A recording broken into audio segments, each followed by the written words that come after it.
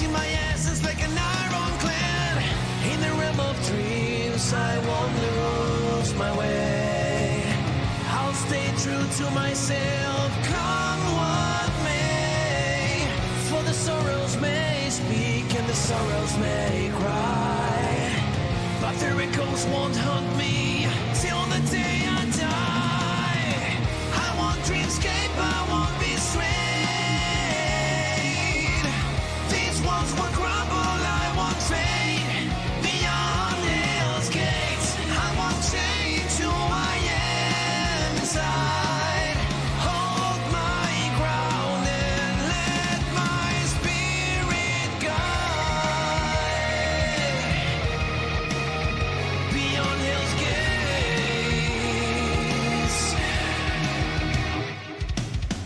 In the face of trials, I'll give my all. I will answer the call.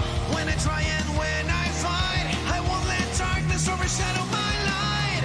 Though I may stumble and face the night, I rise again with renewed might. I won't be dragged back down, not anymore. I will soar above like never before. I won't dreamscape, I won't be swayed. These walls won't crumble, I won't fade. Beyond hell's gates, I won't change who I am inside. Hold my ground and let my spirit guide.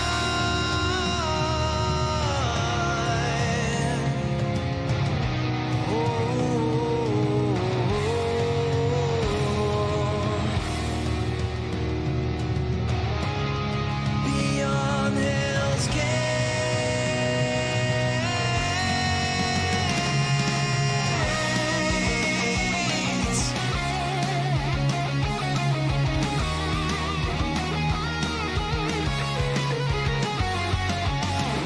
I won't escape, won't redefine who I am. For in this journey, I'll remain steadfast beyond hell's gates.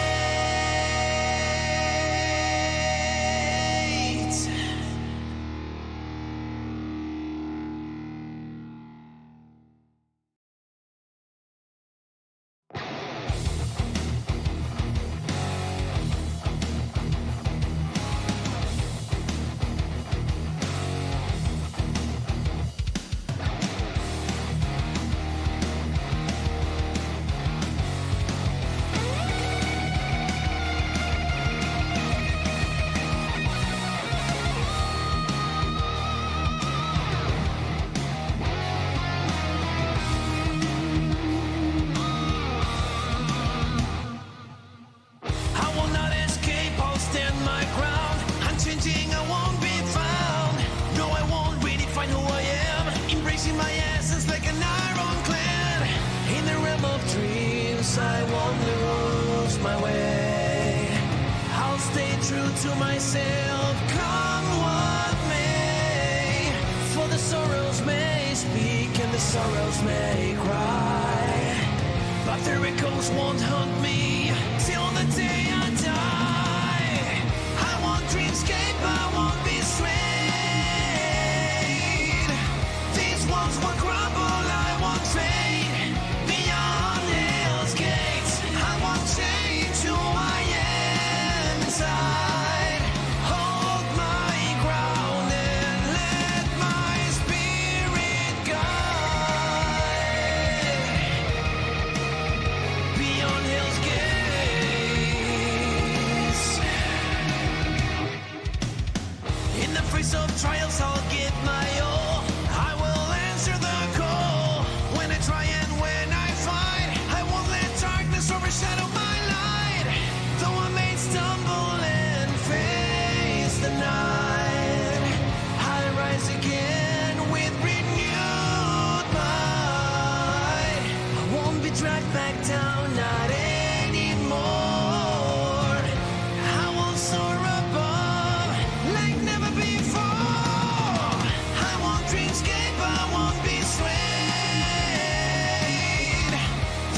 walls will crumble, I won't fade.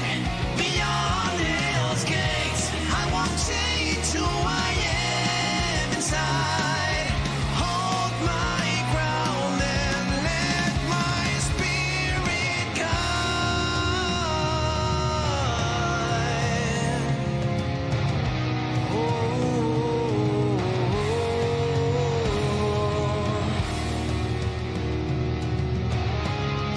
Beyond hell's gates,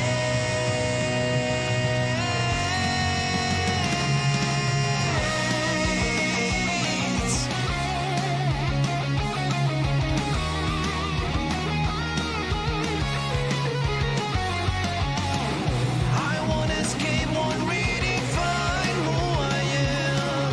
For in this journey I'll remain steadfast beyond hell's gates.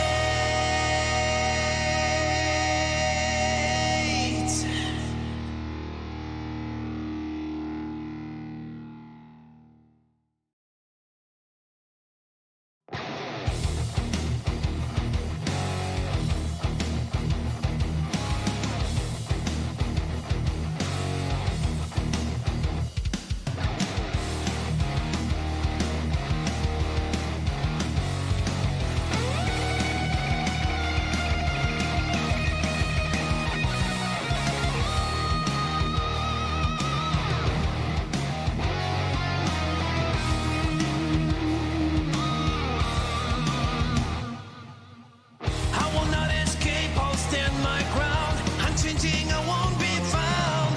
No, I won't redefine who I am. Embracing my essence like an ironclad.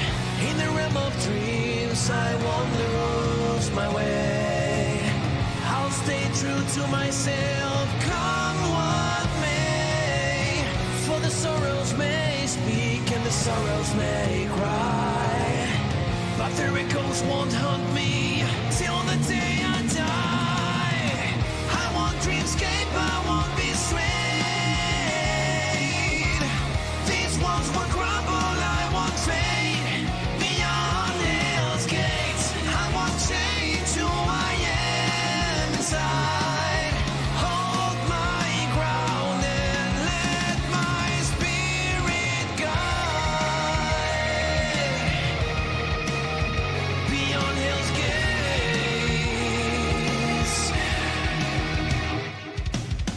In the face of trials, I'll give my all. I will answer the call. When I try and when I fight, I won't let darkness overshadow my light. Though I may stumble and face the night, I rise again with renewed might. I won't be dragged back down, not anymore. I will soar above like never before. I won't dreamscape, I won't be swayed. These walls will crumble, I won't fade. Beyond hell's gates, I won't change who I am inside. Hold my ground and let my spirit guide.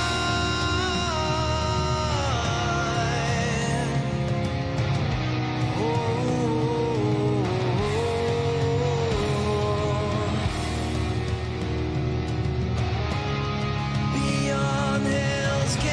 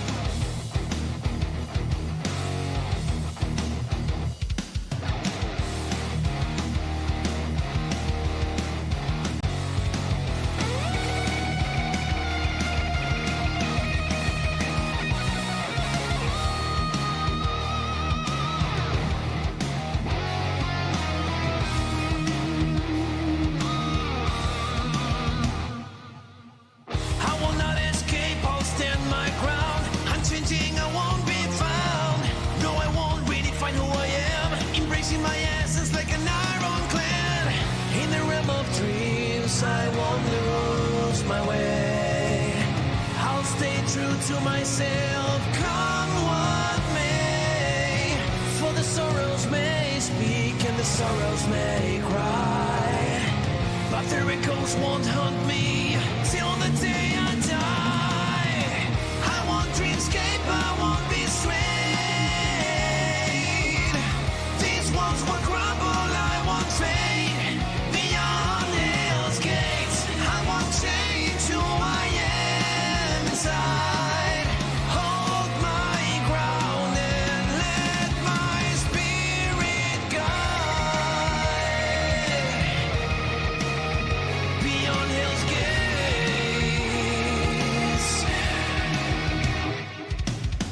In the face of trials, I'll give my all. I will answer the call. When I try and when I fight, I won't let darkness overshadow my light. Though I may stumble and face the night, I rise again with renewed might. I won't be dragged back down, not anymore. I will soar above like never before. I won't dreamscape, I won't be swayed. These walls will crumble, I won't fade. Beyond hell's gates, I won't change who I am inside. Hold my ground and let my spirit guide.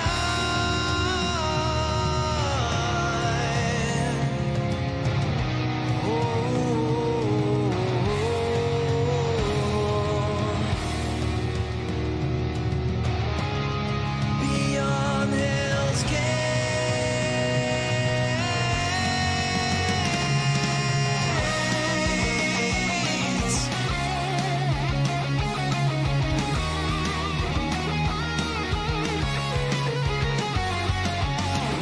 I won't escape, won't redefine who I am. For in this journey, I'll remain steadfast beyond hell's gates.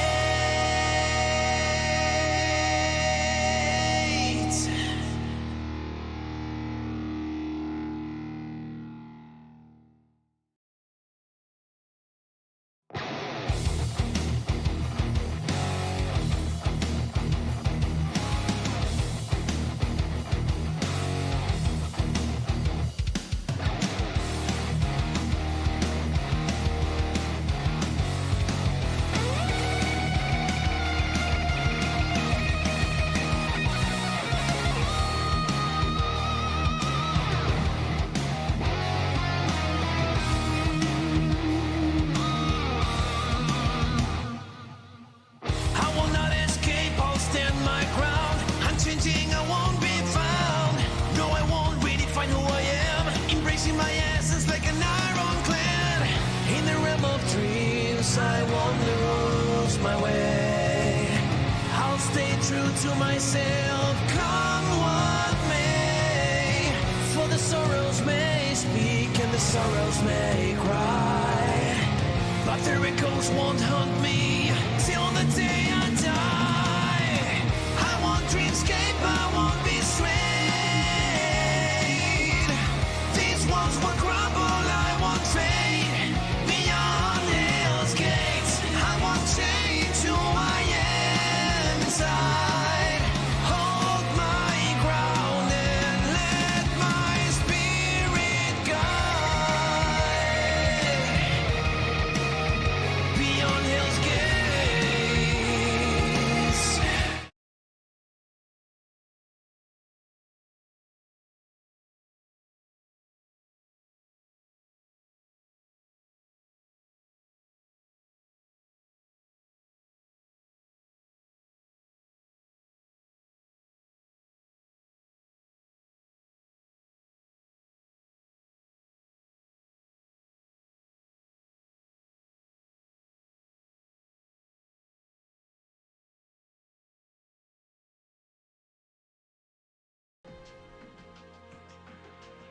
Hello, everybody. Welcome back to another week another bi-weekly, of BBEUO Action number 26. I am Yucker, joined today by Ray. Hey, Hello, what's up? welcome. Nothing much, just hanging. Oh. Yeah, I did say, I was like, oh, you left the lobby. Oh no. Yeah, we're shaking things up a little bit. We're doing my lobby with the one chair in the middle. With the one, well, yeah, we're doing the containment room. What are they called? Solitary. There it is. Yeah, it's the for some of the gameplay patterns displayed here in EU. We have built this special containment cell out in outer space to hold the largest of EU Neta offenders. Hello, Ancestor. Welcome. Also, thank you for the donation. This is a fat prize pool today, actually. 105. Whoa! I missed that. What the? Who threw it out? Well, we have our regular ballers, but some new additions this week is Ancestor with a 20, and the highlight here, Togrul Pashayev with another 5. Let's take a quick look. See here. Yeah. Oh god, what's that full name? Yeah, Togrul Pashayev. That's a new name for us, but yeah. We will not read that comment out loud. Yeah, I was like, we better not. But yeah, we got him, of course. Ancestor, you, of course, contributing as always. George, Toki, the GOAT, every single day. And, of course, Hoon, as well as throwing in a little bit for the challenge fund. Seems like we have the funny quests thing, but we don't have the button yet. We're still waiting on that. Either way, sooner or later, that button will be ours. And then we'll be able to never shut up about it. It's going to be good. It is, yeah, I think, what was the discussion internally that you had to have, like, because we're bi-weekly, there's also its own limitations, but yeah, having to have 80 per event, we seem to be hitting that pretty consistently, so it's a question of, like, yeah. I think it's just a question of time. Yeah. I believe Hoon did say that he did submit an application, so now we just wait. But while we were talking about it, seems we got our first match already in the lobby between Serdi and Misha. Yeah. Misha Masha. That's a new name. Of course, I always love seeing new names. We love to see new I'm familiar with the name, because Misha has been hanging around in the Zero Fundamentals Discord, so basically Netherlands CF. And forget which Slavic country they're from, but it does sound like a Slavic name. They'll be moving to the Netherlands this August, so they've been hanging out with us, and they're definitely looking forward to some offline BlazBlue action. And yeah, she plays Valk. No, the Naoto is bait. She plays Valk. I'm gonna be for real. She plays Valk, Naoto, and like her Hazama are funny. That's it. I see. On the other hand, we have a 39.9, who I think is basically the go-to man for bullet optimization, if I recall. But yeah, let's see if he busts out anything interesting. Of course, Bullet, not exactly the strongest character, but still has quite a few people representing her. Like, you know, just the other day we saw Rex at Headstomper. We have, of course, Kading, always repping and doing well. We got it up with the seas. We got Towido. Who's the other one? Who's to say, like, you know, we're seeing prime example of why people rep this Bullet character. 2 times, 2 touches, more than 3k damage, and that could probably still go a little higher even then. Yeah, didn't even need to do anything special. Like, you know, it's like, okay, I know it's not gonna kill. I'm not gonna spend any resources. Oh, I got this kill. Well, I guess I just kill meaninglessly. Cheers. He's having a little bit of a rough time trying to get started here on the Valkyrie. Already the roll getting caught out by Serdi, slammed into the corner.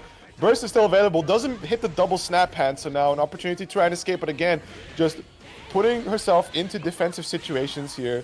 And that air stall from the JD actually managed to catch Misha unawares. Tried to tag her out of the air, not looking out.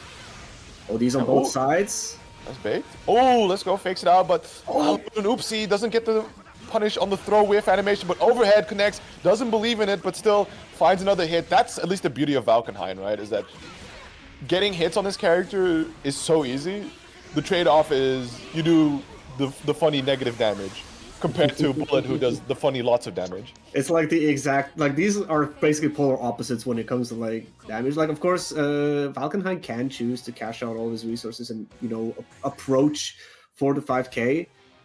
Meanwhile, Bullet, like, as soon as she has like heat, if she just happens to get a 5C, you're dead. Yeah, fatal counter as well. Like, oh my goodness, we I think it was Tweedo or somebody posted it on YouTube. Just the funny like 5C fatal counter starters into OD pop, easy 8k damage. Wow, nice 2A, just quick low profile into the wolf jump in. But this time Misha coming out on top. Oh, but not even letting him get started. 30 instantly DPs out. Slammed into the corner. OD timer is running, so that means no burst for Misha. Already 3.7k damage. Trying to avoid for the time being. Has to watch out for the flint there. Wolf jump over. Almost got the fake overhead, but there is the wolf throw. Yeah, uses it to recharge the wolf gauge all the way back up to full with the transformation. And of course, Serdi a little bit DP happy. Finally getting called out. CA gets stuck in the corner. A little bit of a scramble from both sides. Oh, the second hit of 60 whiffs! Yo, but dashing over the 2A there, this is opportunity for Misha, 50-meter cash out. Okay, was hoping potentially for that JC to kill there, but good reaction on time. Either way, to secure 1 round, so a chance here now for Misha. Started off pretty rough, but yeah, the way like that you can mention, like, you know, popped OD early, didn't work out, got hit immediately after. No OD all around, but active flows the go. Certainly. DP punish? Yes, mate.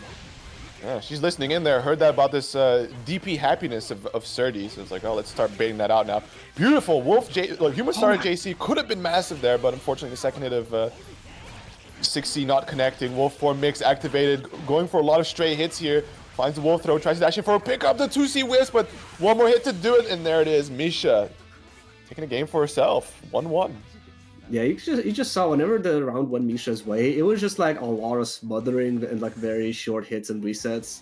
Like, it might not be the prettiest thing, but like with them being so rapid at all times, it's like, you know, you just gotta have to like stay constantly on your toes. Certainly. I think one of the more funny things to consider about fighting games in general is that the most damaging situation is when you take a bunch of stray hits. The difficulty in that is the consistency of getting those stray hits to hit, but a character like Valkenheim shouldn't have trouble with that. Like, you know, yeah, I could do the combo, maybe regenerate a little wolf meter and do like, you know, 1.6.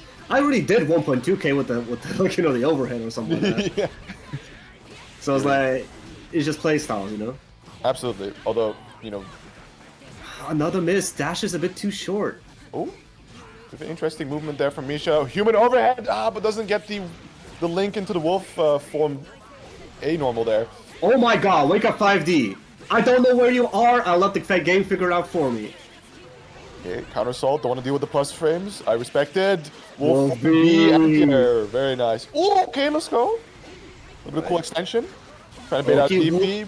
Mash. Yeah, that is unfortunate. Did not cancel the wolf cannon. That is punishable on even on a normal block, I'm pretty sure. Yeah, Serdi just taking advantage of that. Nice little fuzzy mash. Jaeger, okay, just mashing out. Not both. I think Misha represented like understanding, like, okay, this is a situation they should be able to take, but then realizing Serdi wasn't aware of it, was like, oh, I just gotta mash out here. It do be like that. Sometimes people are just too respectful. Nice, very good wolf break. Getting that extra JA for a very fast overhead. Simple damage, maintaining that distance that the JC can hit. Beautiful pickup there. Nice little staircase. Alright, respectful. Counter hit 5C with the active flow. This is pain. Rare moment of Valkenheim damage. Oh no! Drops it, but the pain has been dealt. We have a whole lot of health to play with. Just counter assault, get off me. I will decide to pace. Tries to get the anti-air, but low profiling by just being in wolf form under bullets 5A. That is tragic. 1 round apiece. Final game. Both of them on their set points here with burst available. Yeah, like, it's the trade-off you take. Like, you know, while that 5A can be low profiled, at least it makes a fantastic anti-air. Oh, certainly. Ooh, counter hit 5C. Serdi, remember what happened last time. Does not want to take that damage again. Oh, this is gonna hurt. Yeah. Misha, you gotta watch that burst sometime because Bullet, funnily enough, has a lot of. I respect OD believers in this house. All right. Wait, that was Let's cool. Go. Yo, Let's hold go. on. I'll get snatched out from the 5C. thankfully the heat ran out, so no big damage cash out. Right, we'll just control the pace, maybe run out that heat timer. Active flow on the side of Misha. What's next? Oh no, just like last time! Wait, active flow, can it trigger back in time? Slam to the ground, there's the burst, but oh no! It's unburstable damage! Yeah, even though you can burst the slam, you can only burst it after the damage has been dealt, and it was that damage that gave Misha her burst back. Very unfortunate, but certainly showing, like, you know, you're not allowed that many mistakes against Bullet, and like one too many unbroken wolf cannons is like, oof, it just all spirals downwards from there. Yeah, absolutely. I think we saw a prime example of two players kind of very familiar with what their own characters do, but a bit of a struggle of considering matchups, because we saw a very weak overall defense there from Misha, but of course when it was her turn, time to play the funny wolf form, get these confirms going a little bit, set up the pressure sequences. Like she had a nice sequence going, so that was definitely yeah, and definitely even very like well showing. And of course, like, you know, also showed awareness on, like, certainly was representing a lot of DP early in the round, early in the set. And of course, like, you know, showed a little that adaptation, baited one out, and showed that it does in fact hurt. And like, I'm pretty sure after that we didn't see that many DPs on the side of Serdi. But, you know, it's just that damage difference. Like, you know, when both sides can get like quite a lot of hits, it equalizes a lot faster than, like, you know, up in high level was like Bullet ends up having rounds where she has no interaction at all. Absolutely, but here we go. We got now Healing Potato versus George. Potato on the move. This is a new character for me out of Potato. Of course, we all know he has a pretty good Amani and that recently developed a Tsubaki, but now Mew. That is pretty interesting. Yeah, definitely. But George on the all reliable Ragnar. Yes, mate. We will not be clip farmed today. It's going to be a very interesting matchup because both of them are pretty good mid-range characters, although a little bit more control from the side of from Mu, I like to believe, with these Stein sets and the way she can cancel her sequences off of it. Oh, very lucky there that the Stein hit, but not caught not barrier blocking in the air. But 6C checks him, put it back in the corner. Yeah, burst out of side of Potato, did not, like, just wants to retain control of the round. Because, like, controlling the pace is very important for me. Meanwhile, George is just trying to find his way in. Yeah. IB on the Tachi, get that hit in. Alright, so that's corner, but of course, like, Potato already showed us, Mew does have a DP. Do you play around it or do you just keep going? Okay! We did not have to do all that. Yeah. We could have just DPRC'd and, well... regardless, very nice bait there from George, immediately the punish to secure the round there, but... Yeah, it's George showing why a Super Flash reversal is not the best idea at the best of times. Like, come on, we just have DPRC in this game, it's strong, it's good, use it. It might be it's one of those things, like, it reaches ever so slightly further, as we just saw the disjoint on the 6C, okay. Oh, thought it would cross up, but Tachi's such a funny move. Very finicky, but... Oh, very nice. Yeah, and actually, George showing correct awareness. Like, you know, once the signs are set, he just tries to dash behind them so that they lock into the wrong direction. And these Tachi spacings are just catching George off guard. Alright, big starter here. First on the table for Potato, though. But surprising to see that he is just going to be holding a significant amount of this damage, especially just giving George that slight bit of health regen. 6-8 counter hit leading into the 5D. Finally, the burst comes out and... Yeah, okay. Oh, what are we doing? Well, he was very much... Because he was standing on a Stein, he did not know whether that was the first or the last Stein, right? So he did not know he was going to get hit immediately by the laser or not, and he didn't believe in the Carnage's invuln, so he just RC'd into block. So... tragic miscalculation, but I'm pretty sure Carnage's invuln would have carried through. Maybe. Isn't it invuln in the... like most it's of the execution. Beginning. I don't know if the animation. Yeah, you can interrupt it in between. So yeah. I mean, like what was interesting is like, okay, use the invuln, block, get a pickup, but then fail to continue the combo. But I also just in general I think the combo timer on Carnage Scissor is a bit finicky. Yeah. To be fair though, that is a Carnage Scissor is a crumple move, right? So on counter hit, that gives you a lot of time to pick up. So I'm surprised he managed to miss it. Oh my god, Helium Potato unafraid of these DPs. The block on the 6B. Nice interception with the air throw.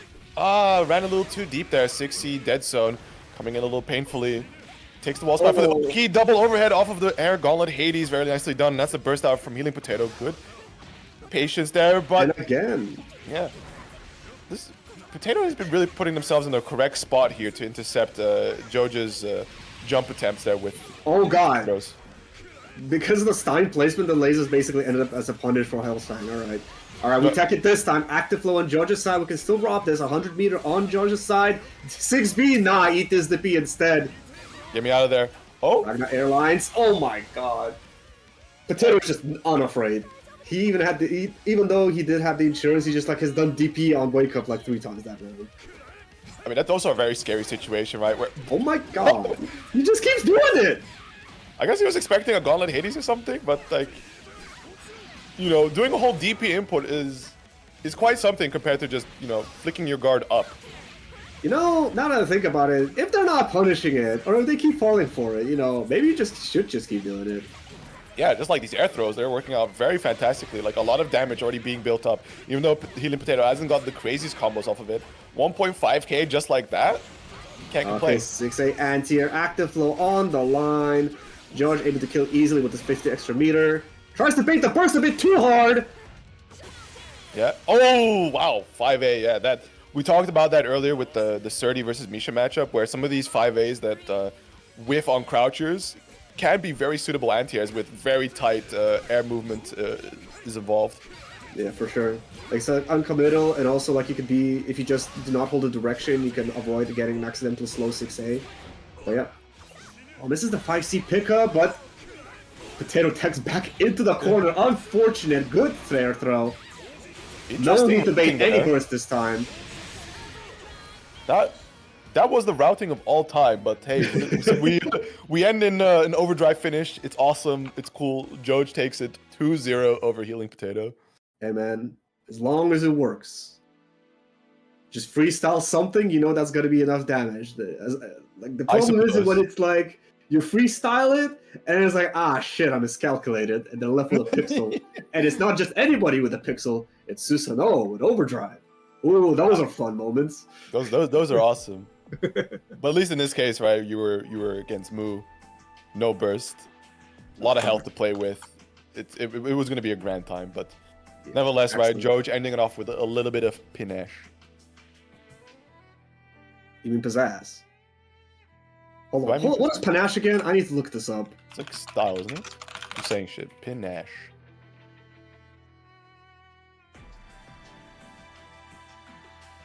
Ooh, that is unfortunate. It's okay. We can stall for a little bit, but okay. Panache is plume. I think it's pizzazz. If I look up panache, yeah, I wouldn't be surprised if it was a perfume as well. Yeah, pizzazz is dazzling style, flamboyance, and flair. Thank you, Cambridge Dictionary. Excellent work. All right, so while we wait on the next match, we can actually take a look at what else is happening in the bracket. And of course, sitting there in winner's side is so far, of course, is Nessica as expected, taking it over Nilo. Red Ask going to be on stream, I believe, next. Once we figure out who is he playing against, Red Axe actually managed to take it over Toby, which was pretty cool. Let's see what else. Do you know who Murakum Zero is? Murakumo? The name feels familiar. Like I want to say I've seen it float by on the beginner pen, but I don't dare to say in confidence. But we already have our next match set up, so it would seem, which is going to be Mako versus Hydrogen. So quickly diverting this match to our streaming pleasure. Hydrogen, a new name for me. Sorry? Oh, that is tragic. I see. So we're actually working. We're working production a little bit now. Like, you know, they can't match to each other, but it works here. All right. We'll see. I mean, it's still peer to peer, but at least the lobby issue is solved? Question mark. Synchronizing. But yeah, the winner of this will get to face off against Don Weeple later on stream. if we end up having that one. But yeah, who was in Mako on? Who was Hydrogen again? Jin. I don't know the player Jin. myself, but they're playing Jin. Okay, that's a. It's hard to. Oh no, it seems like their issues might continue.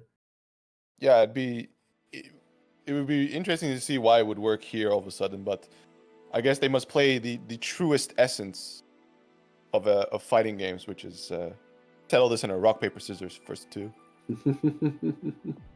Hey man, how different is it from Bullet v Bullet? Bullet v But, Bullet. you know, I mean, what is the most rock paper scissors? You guess one's wrong and you die type of matchup. Arcade mirror. I mean anything that has like momentum built into the game plan. So yeah, you would say like Arakune mirror, Suzuno mirror. I would put up there. Bang, not really, because like seals are important to his game plan, but not like I wouldn't say. I feel like Bang, there's a lot of like neutral interactions. Yeah, there's still like other despite stuff. How it looks like with them dashing around double air dashing in the sky, like okay, like the fucking squeaky noises, like a goddamn, baseball awesome. court. Sorry, b-ball court. Izanami definitely also one of the. Izanami, I think 9 mirrors would also fall into that category. I mean, you say Izanami, but then at the same time, you just have the best reversal in the game. You pop OD, you do fucking reversal super, and then you do bits behind it. Do you need to be? No, you don't need to be in bits. You can just pop OD into that. Of course, you know you need 50 meter for that. Yeah. How you get in that when getting hit, I don't know. So I think was it Rachel probably also a very first touch wins type matchup. Ooh, probably do a lot of like safe meaties against chair. Yeah, because you only have chair or like you only have chair to try and bust out. So if you're the first one being chucked into the corner, you can you only have your burst or OD to try and escape. And I think the rest, like of course each character has their own sort of unique resources that they want to build up and then spend throughout the match. But I think these characters would like uniquely cannot interact well enough on defense without their resources. Yeah, makes sense. And it seems like Hydrogen won the coin flip. Tragic, but what can you do?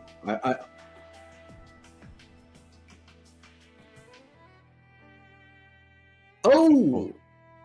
Maybe somebody's modding the game a little bit too often. Remember to unmod your game before you play online. I learned that the hard way. Well, what can you do? I mean, quick little first L for Mako, but I'm sure we'll see her later down in the bracket. She consistently goes pretty far. Yeah, I mean, quick fix on the files, no problem. I think it's definitely a vibe. If you don't feel like playing a certain character, just delete their game file. So when you hit the ranked mode and then you match against them, the game will crash. No worries. It's also when you boot up or you pull up offline. It's just like some of the consoles just don't have certain DLC. It's like, oh yes, the good ending. True, yeah. You just sit down, no my. Oh god, this is the setup right here. Yo, Lotus, play me on this setup, bro. Trust. Like, what do you mean? Like, what else do you mean? We got to play on this setup. I see nothing missing here.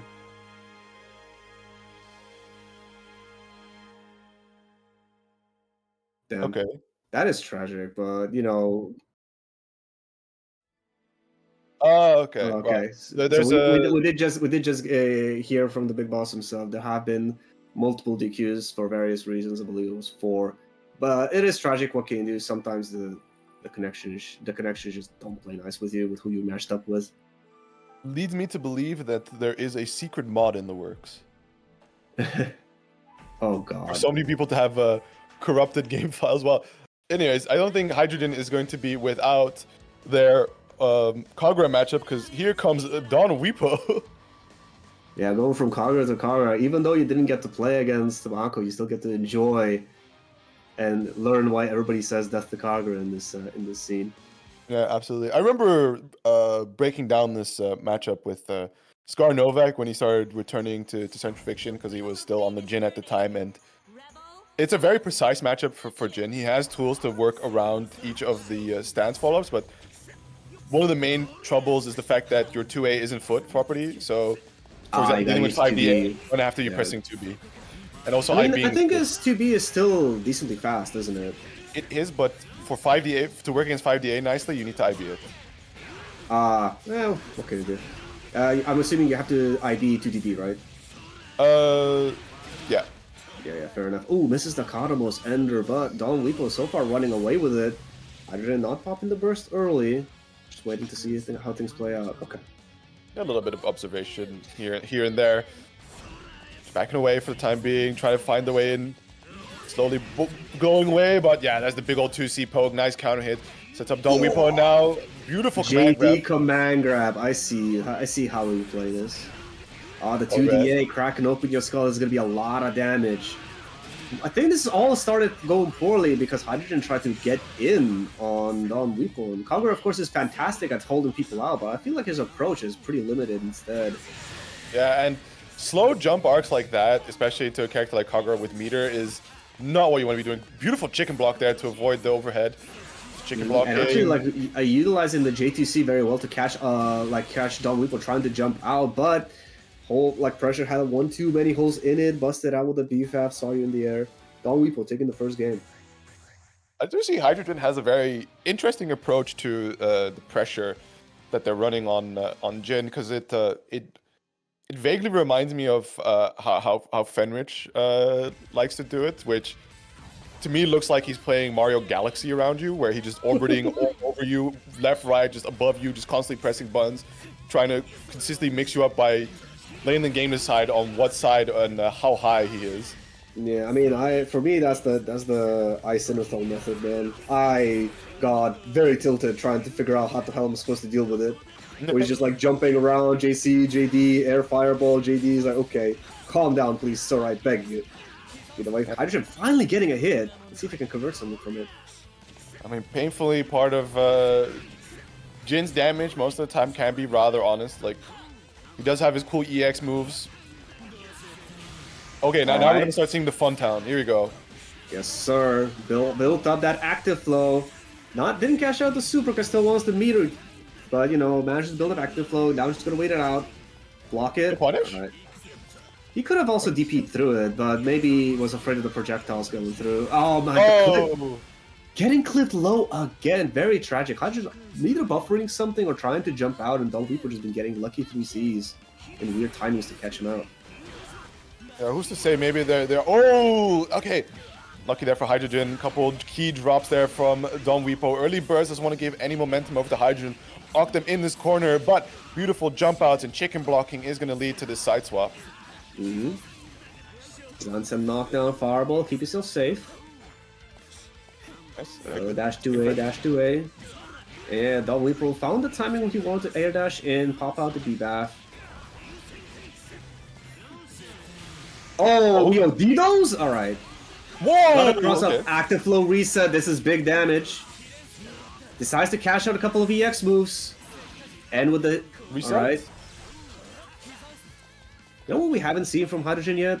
6A. True. There it is. Oh, okay. Speaking of devil, there it is. Oh no, this is the 5B link. Snowflake, the prism. ODs to get out of block stun. I like the attempt, but that might have cost you. Oh, it that certainly did. Don Weepo 2-0. That is 2-0, right? I'm not gassing myself. I think that is 2-0. Yes. Damn. That was mighty unfortunate. Good on Don Weepo to block that out there. You could have easily been like, oh, let's go OD time, let's party. But you know, with how strong your lead is over Hydrogen and how low their HP is, you might as well just just take it a little slow. If things go to worst, you OD'd, right? So next round you should probably get your burst back a little later. You still game up, right? There's a lot to fall back onto compared to the desperation that Hydrogen had there to just be like, I gotta try. Yeah, though it is interesting because with the situation with it was an OD out of block stun in the air. That is not a situation you see that often, but I do think it was definitely Hydrogen's turn because of course the block stun OD has more recovery. Or it has longer startup rather, and Kagura doesn't really have anything out of the air to snipe immediately. Maybe Kadamos for the air stall, but I feel like what Hydrogen maybe could have done is just literally just dash up 5A or 5C for the air unblockable, and that would have checked most of Don Weepo's options. Of course, he was afraid of maybe he thought like oh, I just whipped the button and like he's gonna be able to recover first, so I'm gonna correct this DP, but did not work out that time. Could have been a rare 2C good moment. 2C good? Nah, ain't no way. The agenda must be maintained. The agenda must be maintained at all costs. Okay, Nice. we got Red Ask, who we've seen before a couple of times, up against Axel High. A Bang player, interesting. I think it's This just high matchup Axel. is weird. I think this. Oh, yeah, it is high Axel. Ah! Axel. Fair. So we're just gonna see a bunch of guard points, huh? Yeah, we'll see. But you're talking matchup? Yeah, this matchup is a bit weird. Okay, it's actually good for Red Ass diffuse. Like he actually gets to defuse that overdrive. This is a very dangerous overdrive because, like if High Axel actually manages to OD through something big, that's like 5k plus full seals meterless. Yeah. It's countered. As double seals activated, we see a whole lot of push blocking, but you gotta watch your toes. Goes for the Valiant. Yeah, I thought he created enough space to be safe against the lows, but not this time. Right on the ship. Oh, misses the link. Well, we'll take the reset. Yes, mate. Okay, that was actually pretty interesting. Like whenever you backdash like a reversal, it's weird to know how much advantage you have. So you just went for the safe punish with the Gustav. Bit too ambitious. IAD JB overhead. We already saw that a couple of times, trying to take advantage of your plus frames, but the guard point is right there. Yeah, that's always the funny situation out of like +1 or -2/3 situations where you can just kind of disrespect, and that's something you always have to keep account of. That not all these situations are clear cut, and you shouldn't presume too much.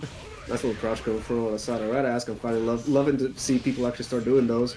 Also, though, if the Azrael player is cracked, you can, of course, see the guard point, either jump cancel, block it, or growler it. Of course, like, it's still very much Bang's turn. He's still very plus whenever you growler the explosion. Well, at least you get a bullet out of it, and you don't get punished. Ooh, a bit of a waste of meter there, but still, life situation is pretty close now. Slight lead to...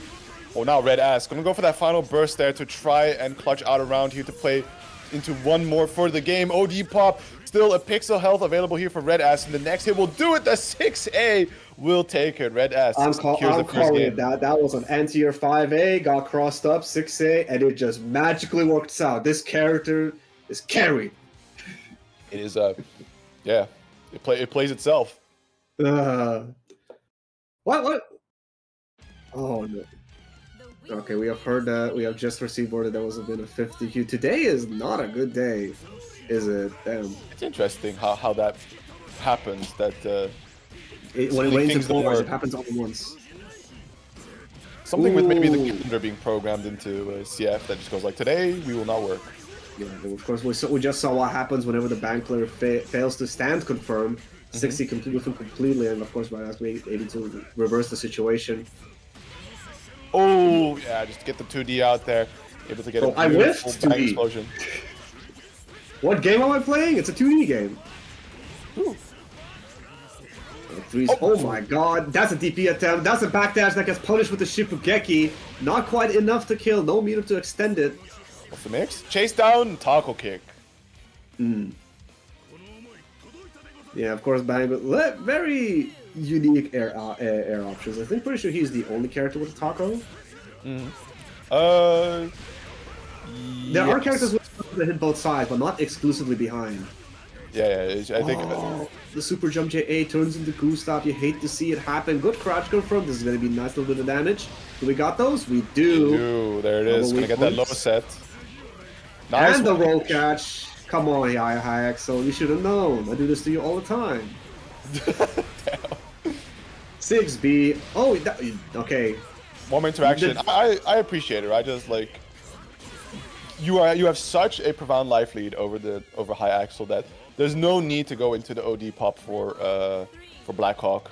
I'm pretty sure he would have maybe killed even without it, but maybe he just didn't believe in the damage. But yeah, actually managed to jump over 5D. Very good start for Red Ass. Nice. I love that. Ooh. This is the 6B though, so no combo. Tries to OD through it, but that's a hit, so it's a burst. Okay, he just danced through that. All right, good 5A. Goes for the Even on the burst, it's not too bad, right? Like you just keep high axle locked in the corner, just teleporting through. High axle struggling to make left from right. Here comes the Valiant chaser. That's an Alta 4. Okay, is this game 2? That was game 2, yeah. Okay, High Axel already knew the damage. That was going to be pretty close on damage, actually. But, you know, High Axel been in that situation once or twice. Good job by Red Ask. Pretty convincingly managing to take it over High Axel, which is... Honestly, I would put that in an upset for myself. But, you know, maybe that's just bang PTSD for me. Anyways, what we do get out of an Alta 4 is another VOD lost to the Void. Oh, that's what it is. We must keep the tech secret. We must keep the tech secret. Whatever that comeback plan that High Axel had, it wasn't to be revealed on stream. Saving that for CEO this weekend. True, on Sunday.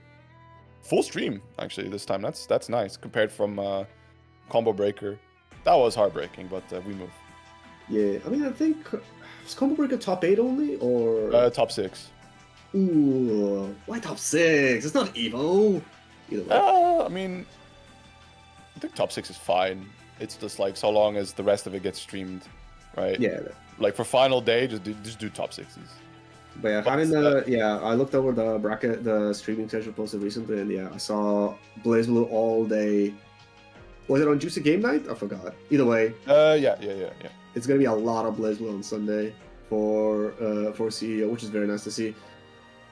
It is also Father's Day then, I believe, so I will be skipping most of the pools to hang out with my father, but you're catching that late night action for sure. Hey, you're a better son than I am. I'm not flying for the sake of Father's Day. Yeah. I will just say GZ, and that's it. Yeah, fair.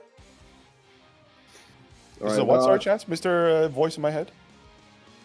Okay, Lolare. Let's see Lolare's path. So, of course, he played against Sharks, managed to take it over him. We don't know whether that was a DQ or not. Played against Surdy, who we saw earlier. Izanami Bullet is not a fun matchup, but managed to take it over still. And now facing off against Red Bar, who is one of the top seeds this tournament. So, of course, we just received word this is an upset chance. So we will see. Izanami is a carrier that can do it. We'll just see how this plays out. So there we go, beautiful jump in. This is a very wholesome matchup for Naoto. I've played this many a time at the local, where all things considered, Naoto is probably one of the better equipped characters to deal with Izanami, especially on the ribcage pressure, thanks to the likes of Shift Sway into Phantom Pay. But uniquely as well is when you have that 50 meter on the table, you can just enhance her DP into her ribcage and delete it. Yeah, I've seen it. Like, I remember when Rollback first really dropped, and people were like testing it out. SKD was streaming, and he booted up against like you know that boss mode and limited Izanami player. Yeah. Like he was hosting lobbies. Like, yo, if you beat me, get $100. And like, yeah, SKD's strategy was Naoto and NTP that shit. Get that 50 meter. Because Izanami, her mechanics are different in unlimited mode. I'm pretty sure she always has ribcage, so you have to have an answer for it. That's crazy. All right. It's like it's always on. It automatically turns on, but there's much less of it, so it's easier to drain. Oh, okay, fuzzies. That's all right. That we do not see actually at all from Izanami players. The fuzzies. Nah, Miyakari does it to me all the time. It sucks. It sucks getting hit by it, bro. Oh, air unblockable, not ready, and Red Bar capitalizing on the danger state. Quick kill. Second round going to Red Bar. Oh, starting to get a little bit of that warming up in their air-to-air, and immediately trying to chase down, but 6B getting that low crush thanks to the foot invulnerability, and already getting a nice big overhead to confirm here. Put him into the corner.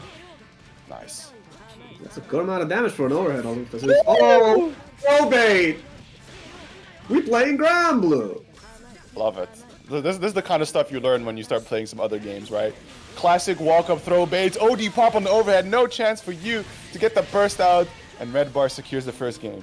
Yeah, Red Bar, of course, noticed a bit earlier in the round, like, you know, these 6As, they have not been being blocked, so, like, that OD was with confidence, setting a message.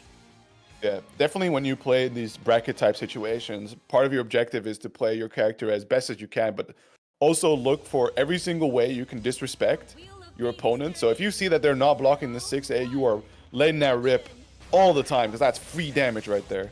Yeah. Not to mention, like, it shortens, like, the round ends up, like, if you could end the round sooner, that gives them less opportunity to eventually adapt to it.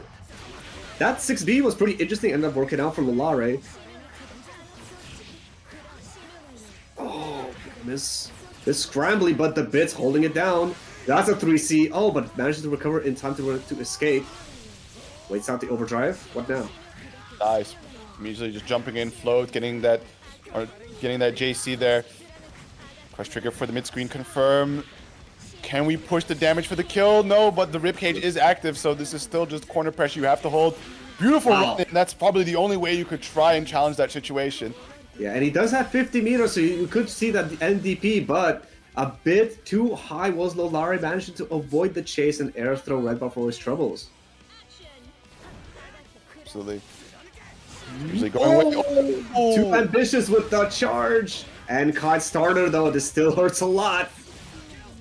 Yeah, I mean, even with the SMP of looping multiple kites in your routing, it's still going to easily reach that 3.8k there. Why is it so much damage now to Kurogane, please? He needs it. Oh, just lets him with no meter for insurance. And Lalare not ready with the punish, but manages to win the scramble after. Misses the flow cancel there, but we're in an okay situation. Beautiful patience there. Catching Red Bar, just being a little too hasty there with the EN sway, and now being dragged into the corner. Ribcage barely coming out on time, but there it is. NDP into RC for just stealing all that bar, but however, Lalare getting the pickup here, putting Red Bar into the corner. It shouldn't quite be killed just yet, but we're going to be in a situation where we cannot really pop bits. We do find a quick mash opportunity to seal the round, and therefore the game tying up the set 1-1. Yeah, you saw Lalare was like, of course, Izanami very much prefers being in danger state as she gets the hit, right? Because, of course, then she can start regenerating her barrier much faster. And you saw Lalare, of course, was doing the long run, trying to run the clock. And then at the end, it's like, yeah, still danger state, no ribs. You cannot go into bits because you cannot block the NDP. And, Red Bar noticed that and tried to take advantage with the mash, but, Lalare, one step ahead, just do a clean meaty, bro. So already the ribcage pop in mid-screen, just trying to force their way here in at the time being. Red Bar, good patience, blocking out. Nice smash on the stagger, as well as realizing that ribcage was going to run out. Yeah, very good awareness to actually attack just as the ribcage ran out, because usually if you press a bit too early and she's still doing the action that still had ribcage, it stays during the recovery of the move. Certainly. Ooh, also, that was a lot of damage on the side of Red Bar, but he has to finish this up. Oh, there you go. That's the way you're going to finish it up. Just bait out the counter assault attempt. I mean, I think what's also very evil about this matchup is the fact that Naoto just has quick access to guard breaks thanks to his charge drive. So when you see that danger state on your opponent, it's time to let that very far spaced away full charge 5D rip. Oh, and you saw, he tried to do the Rekka frame trap again, but, just barely 49, bro. One bar off from actually getting it. And it shows it this time. Tries to bait the burst, a bit greedy. Lalare barrier.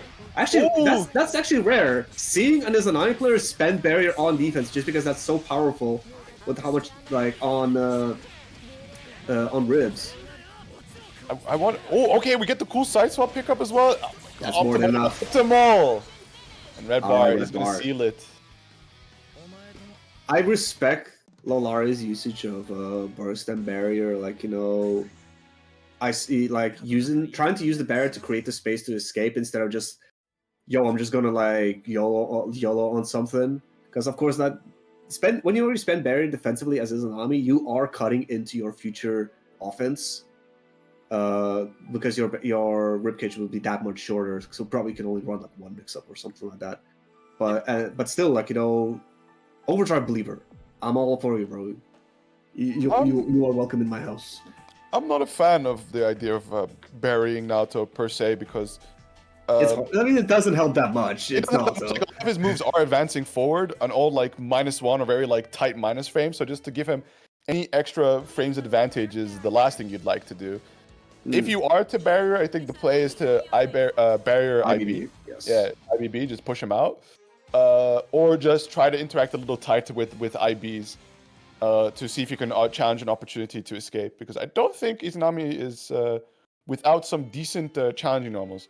But She anyways, definitely has one of the best Abari buttons of all time in 2B. oh, there you go. But that's gonna be the last matchup. Now we're gonna have one hell of a banger coming up. We've got German Mayonnaise on the Izayoi up against Icinethal with the Jin. Of course, I'm not like once again we already said like Jin is a pretty rare character. Honestly, there's not that many people representing him. Same with Izayoi actually. Who do we even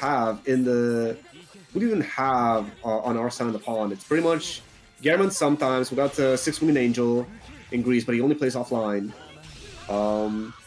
Gura is Tsubaki. I think the premier online you're gonna see is German, but already both players without their burst available in some form. At German having used theirs, I believe, for an overdrive earlier, just to get a bit of those bits going, but now finally getting a solid confirm here. Not the most amount of damage, but still you have the Gain Art stance available. Gonna go into the Trans Am. All right. Not. Trans Am is such an I do want to call it an unexplored super. Like it's pretty rare because it can mess you up a couple of times because you don't have control over when the bits attack, right? Right. But like just plan around it. All right, DPs from both sides now. There you go. Nice little staggers working out. Build up them stocks. 6. That's a lot.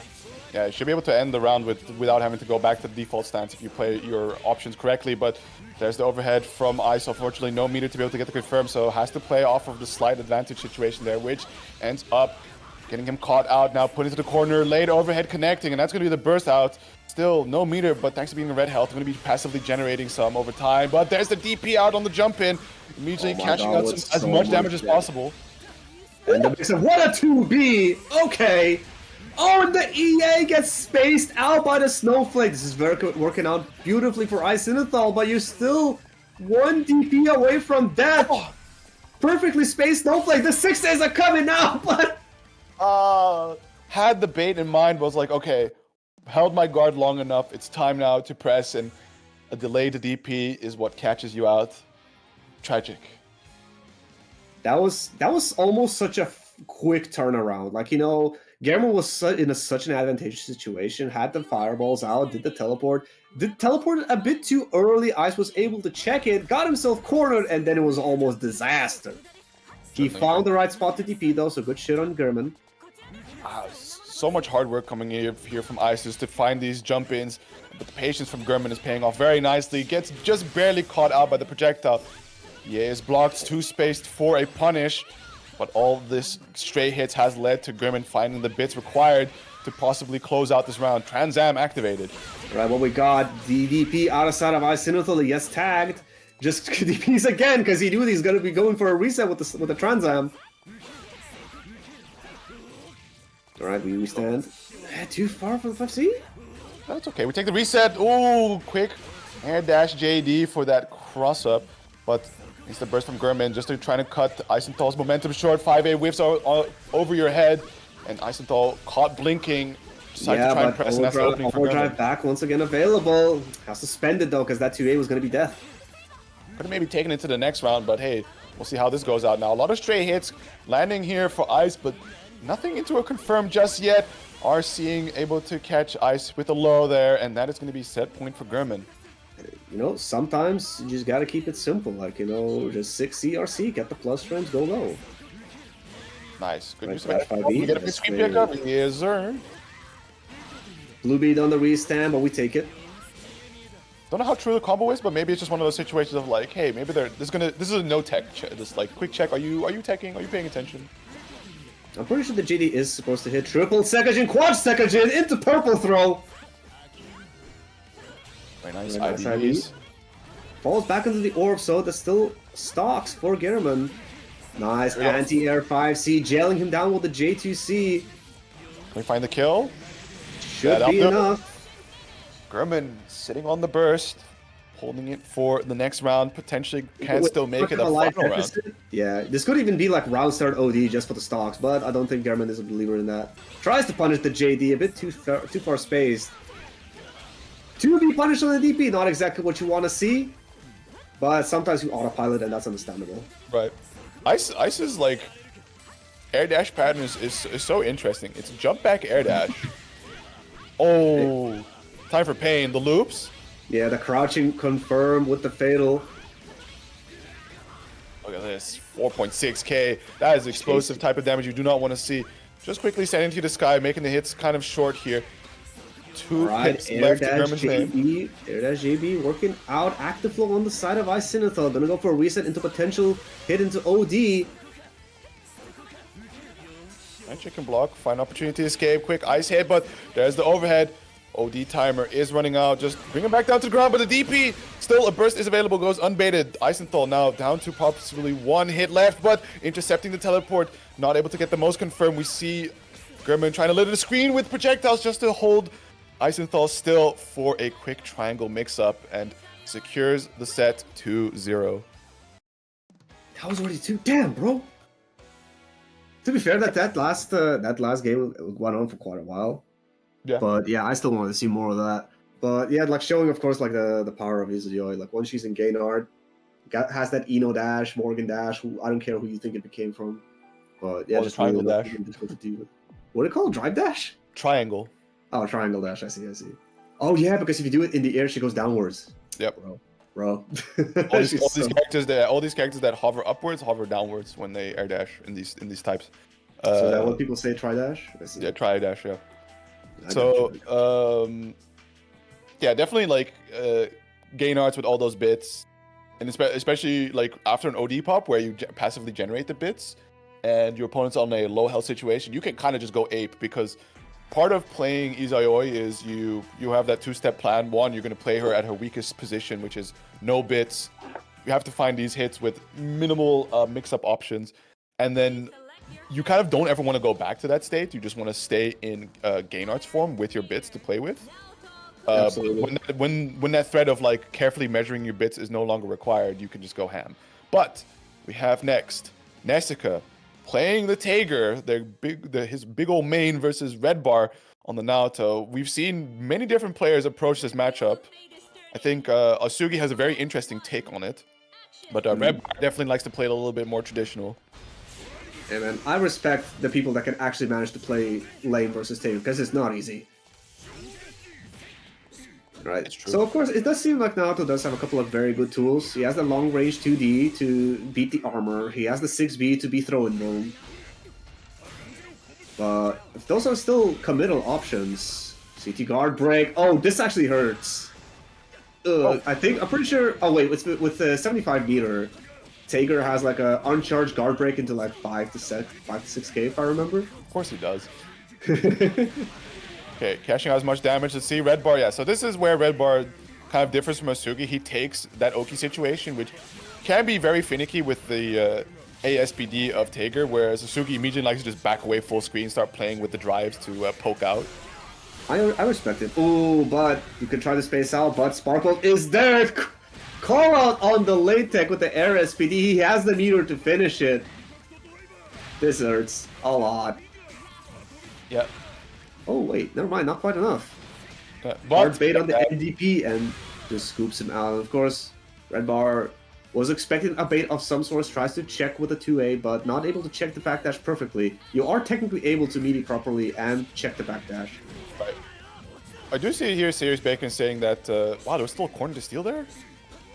Crazy. Okay. But Serious Bacon saying that apparently Nessica's breaking in a new pad. I thought he was a hitbox player. He was learning hitbox, but maybe not been working out. We'll see. Yo, he's doing all this on pad? Hey man, grapplers are pretty easy on pad. You just twist the Joy-Con or whatever. Oh yeah, the Joy-Con. Yeah, you got the C stick to spin. Oh, took that. Good. Oh my god, just dashing it into the throw. Too far for the 2D. SPD on the side, and Eska gotta spend the RC for the side switch. Never mind for the kill. Is it enough? Oh my Just goodness. barely. Optimal. Why would I ever doubt? Damn, bro. There's like, yeah, we all know Nessica for his ability to play a lot of different characters and play them at a very high level. But without a doubt, just the expertise being displayed on his Tager whenever that appears is my I'm gonna questioning save it. a clip just to see if he popped OD to actually generate the spark bolt faster, or if he already had it. Round start, OD. One, to see what's going on, and two, to generate that spark bolt. He wants to be able to challenge Naruto drives. Put him into the corner. Yeah, staying in the air, but is that delay? It hurts. It hurts. Like the variable timing on the backdash can mess you up on your Oki sequences. You are like it's always in the back of your head. Yeah. This is like I've labbed this. You can do it, but it's just like it does not work out in the moment. Something went wrong, and you just gotta let it go. Just gotta like get back into the game. Nice little overhead for Red Bar. He's undeterred. I'm just gonna extend the pressure some more. Keep it a simpler route, but we take this knockdown. Oh, crush trigger just hitting raw. It happens. Of course, this is not gonna be that good of a combo. It's a very short starter. Magnetism right now, so those scoops. Yeah, but the Spark Bolt is on the table. We see them playing it slow. Red Bar has a lead. Oh, deep! Oh no!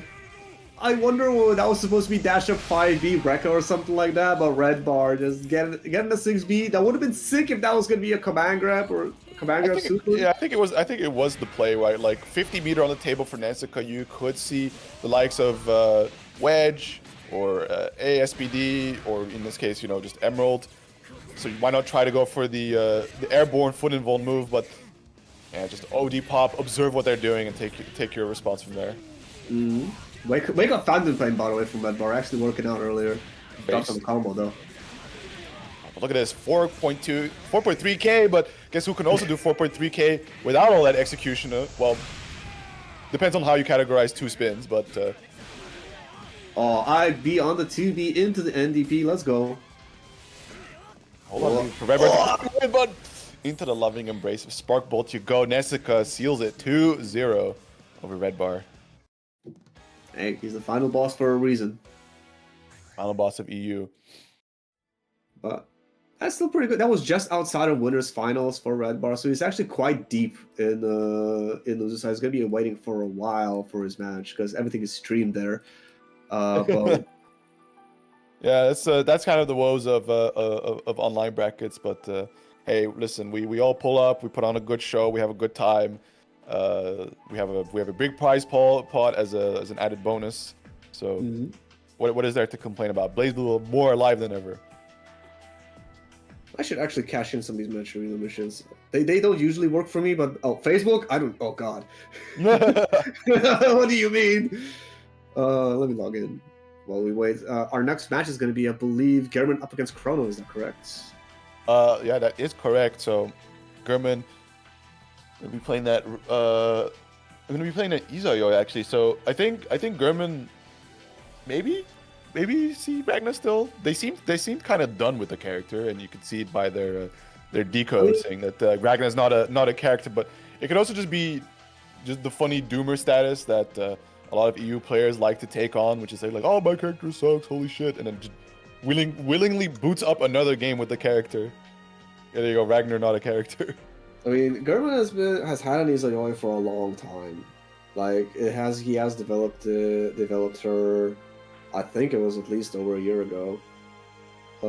So it's definitely not like it just fresh out in the oven. Or it's like oh, I just spontaneously did that. But like hey, sometimes you want to get the fresh ideas from different characters as well.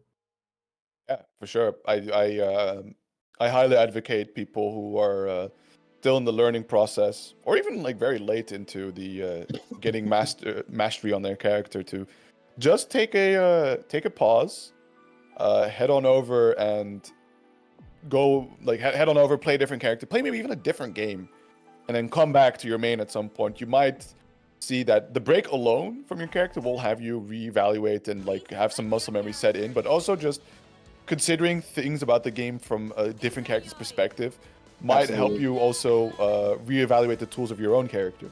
It's also quite funny when it comes to specific, like when you say using a fresh perspective. I did not start IBing until I left the game for a couple of months.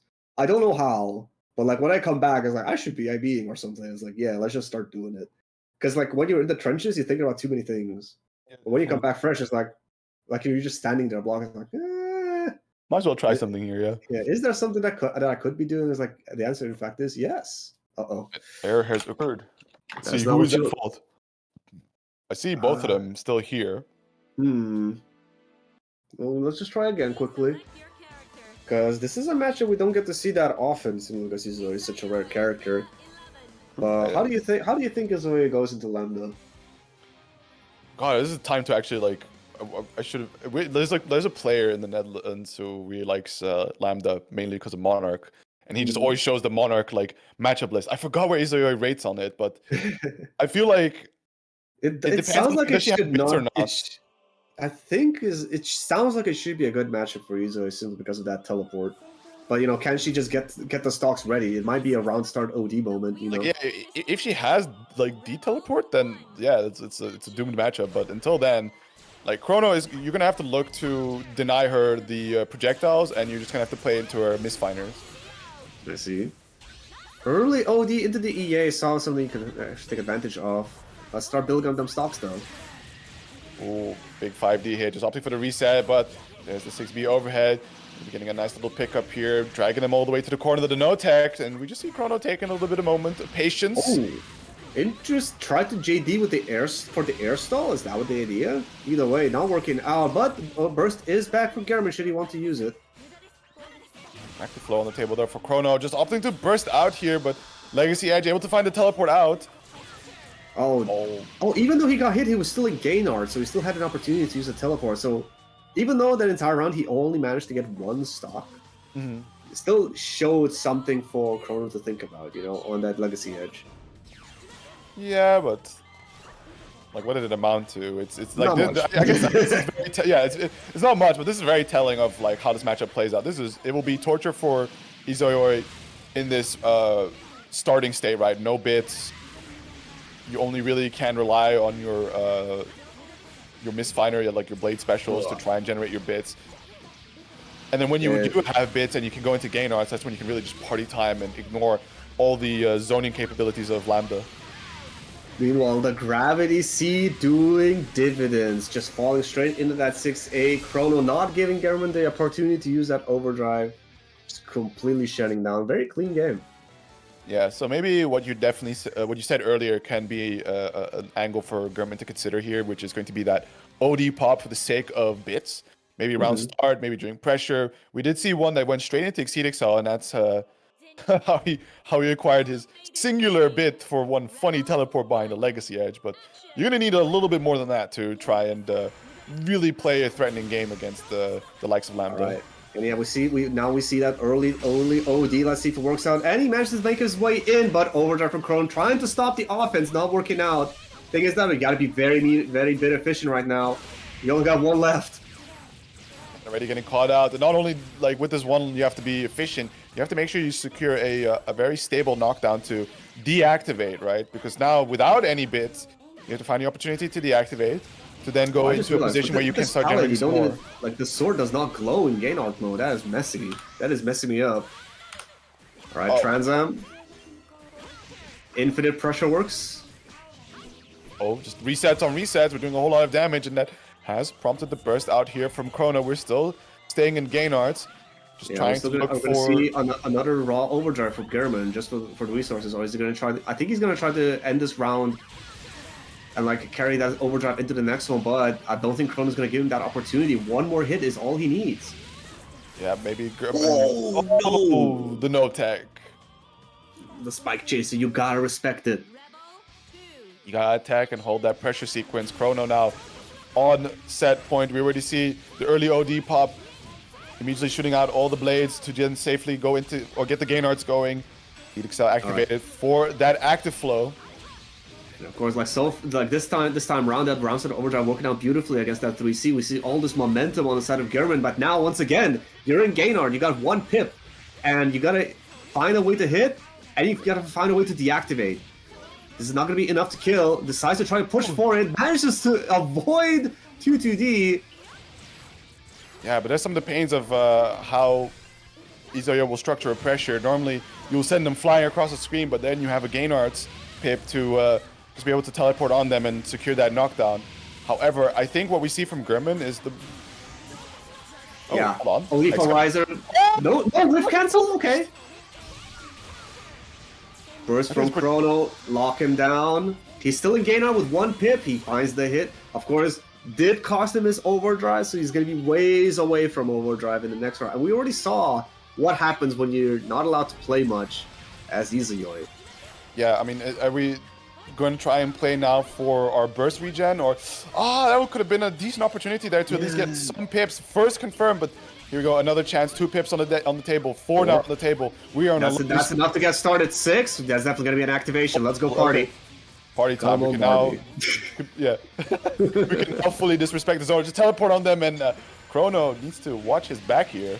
Oh no, the backdash gets clipped by the sickle. Delay tag, DP, I don't care. Double cross. Tries to make something happen, but the stray JC hit. Active flow on the side of Chrono. That's going to be burst and available soon. Overdrive for Riser Punish. You are super dead. Oh, isn't that like a 7k starter or something? I don't have no clue, man. But I like just being able to go big super into, you know, gain on teleport and extend the damage some more. Yeah, I'll believe it. I'll believe it. Like pop it up, like, you know, super.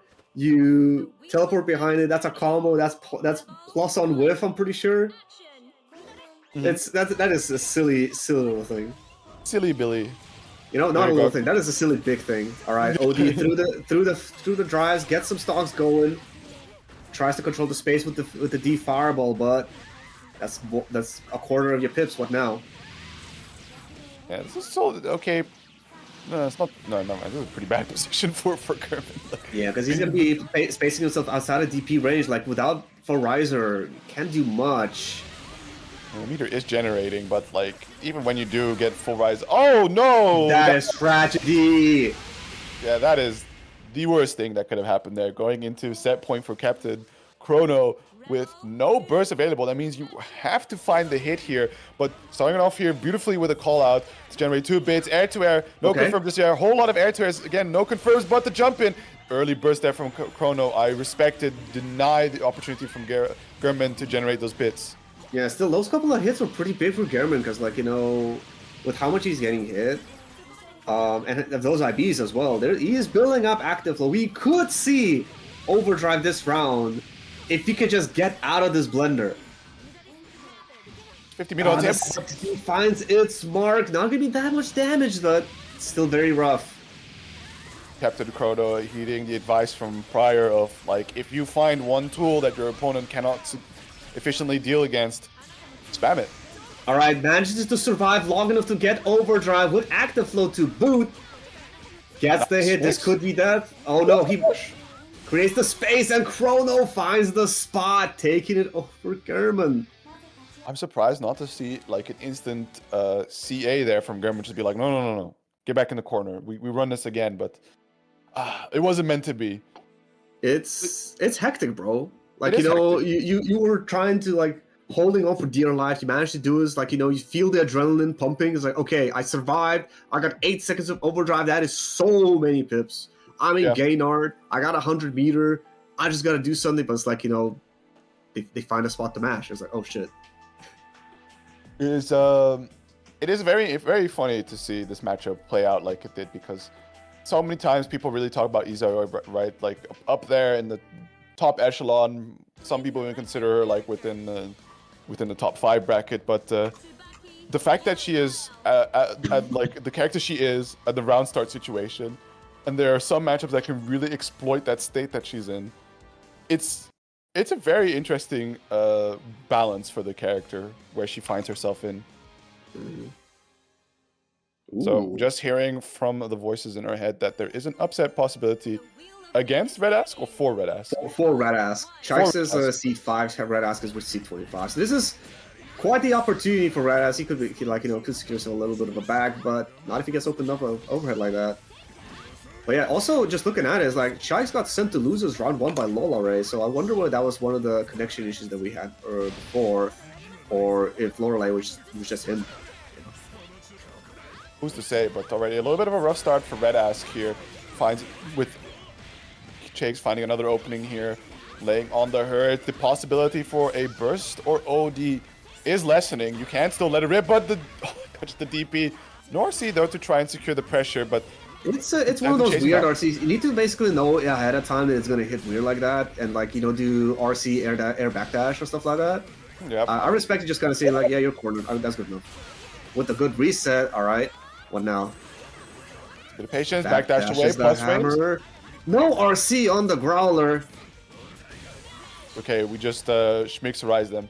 It's yeah. I mean, you're the Azrael player here, so you're gonna have definitely opinions, but dealing with teleport on reaction is quite tough. Like I think the best play you have is just to try and cross up OS it. Yeah, you can do cross up OS, left right OSs to like lessen the burden on your head for a little bit. But if you gotta like look at what option you're representing. If it's dash 5B, I'm sorry. If you get hit by that, you're trolling. If it's dash 5A, I understand. 26 can be fast for some people, especially if he does it at an ambiguous range. Yeah. You don't know what side he ends up on. But really, is the cross-up TK specials you gotta worry about. But I will say, like, it is his job to make it hard for you to block. That's the point. Like, the less he uses the left rise, the harder they have to deal with, because he's showing you other stuff. Meanwhile, Chikes with a very confident round when we were talking about that. Mm-hmm. Yeah, definitely the name of the game here is the mid-range control that Chikes is going to be afforded thanks to playing Tsubaki here. And that's actually a very deliberate sword, using the body and move. Mm-hmm.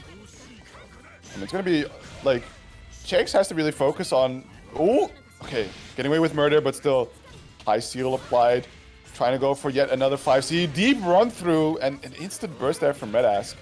Ooh, good recognition that it was going to be an air hit. 5B record working out, securing yourself a nice little bit of damage. Oh. One mix-up could kill. Woo! Tries to go for the... Go central, like, it was a cross-up overhead, like, the air stall with the air backdash, but the delay tech beats so many of these options. Right. Yeah. Oh, just runs right into it. This is definitely going to be enough to kill thanks to the active flow, Chikes. Barring a drop. Of course he won't drop.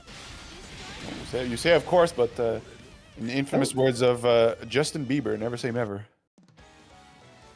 Of all the people to choose to quote.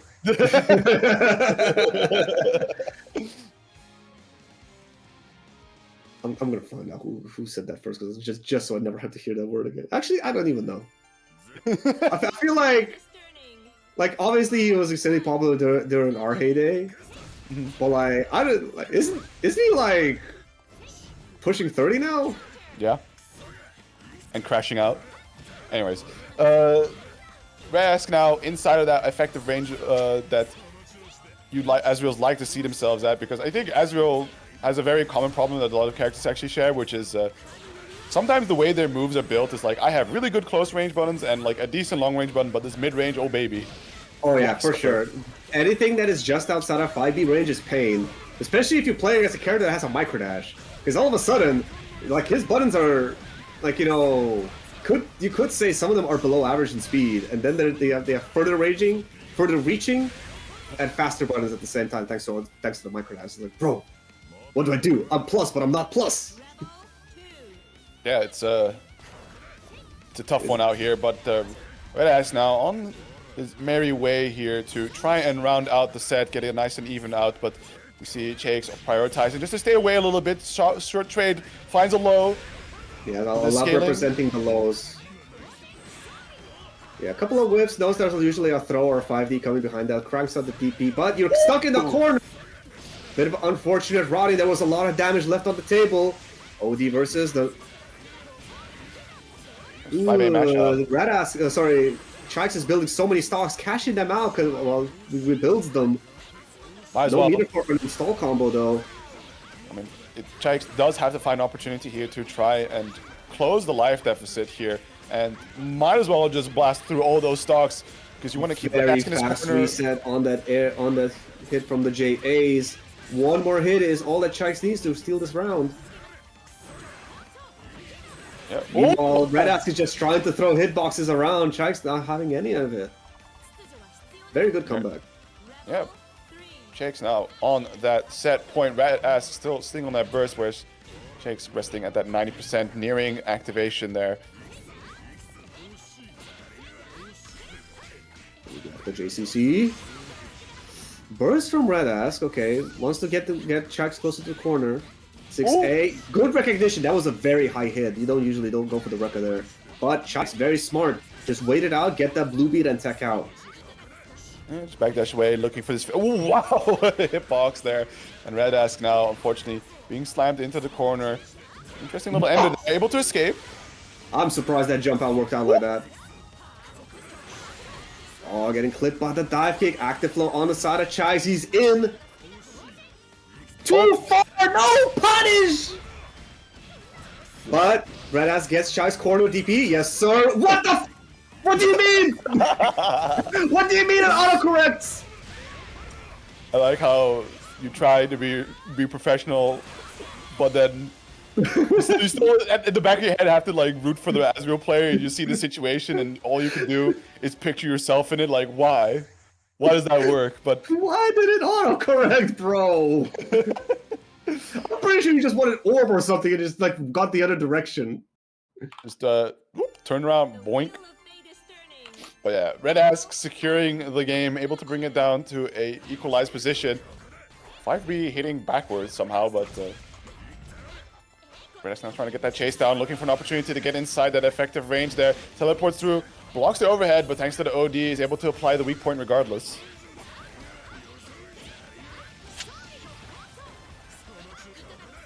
Oh. Fatal 6B. This time we gotta pick up. Of course, riding with the 5A, not unfortunately a little bit too high. The Sentinel whips. And Chax capitalizing that with that side switch. Active flow available, instant reset into the overhead. Yeah, that's easy kill. Chax moving on to set point. Yeah, set point, Red Ask still having the burst back on the table, so has a pretty equal chance here to secure a round, but the weight might be a bit too much. Only time will tell. Already backdashing away, trying to play it a little slow for the time being. Oh, jumps into, oh no! Air unblockable, not like that. The autocorrect on the whip cancel, E3K. Time for pain. Command grab, give me 2 stocks. Yes, please. Red Ass is just disrespecting everything and paying for it. One more guess away. Okay! Wow. Wake up forward dash. We take the SMP hit, we don't care. Get that safe jump ender. Messes up the overdrive. Okay. Oh, no mercy! What are we doing? Red Ask is gambling! Never mind, he's blocking. He's blocking! He might just do it. Ooh. Oh wow, that was far. No, oh yeah, good. The BHS would not have worked there.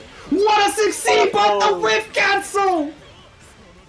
Just drops the combo, one more chance! Yeah. Burst is coming back though, but question is, of course, Chase can... Oh, just OD pop, yeah. Understanding the risk that possibly with the next confirmed, Chase could just activate their own and lock your burst out. Seeing here... Yeah, but Chase is just like... Oh no!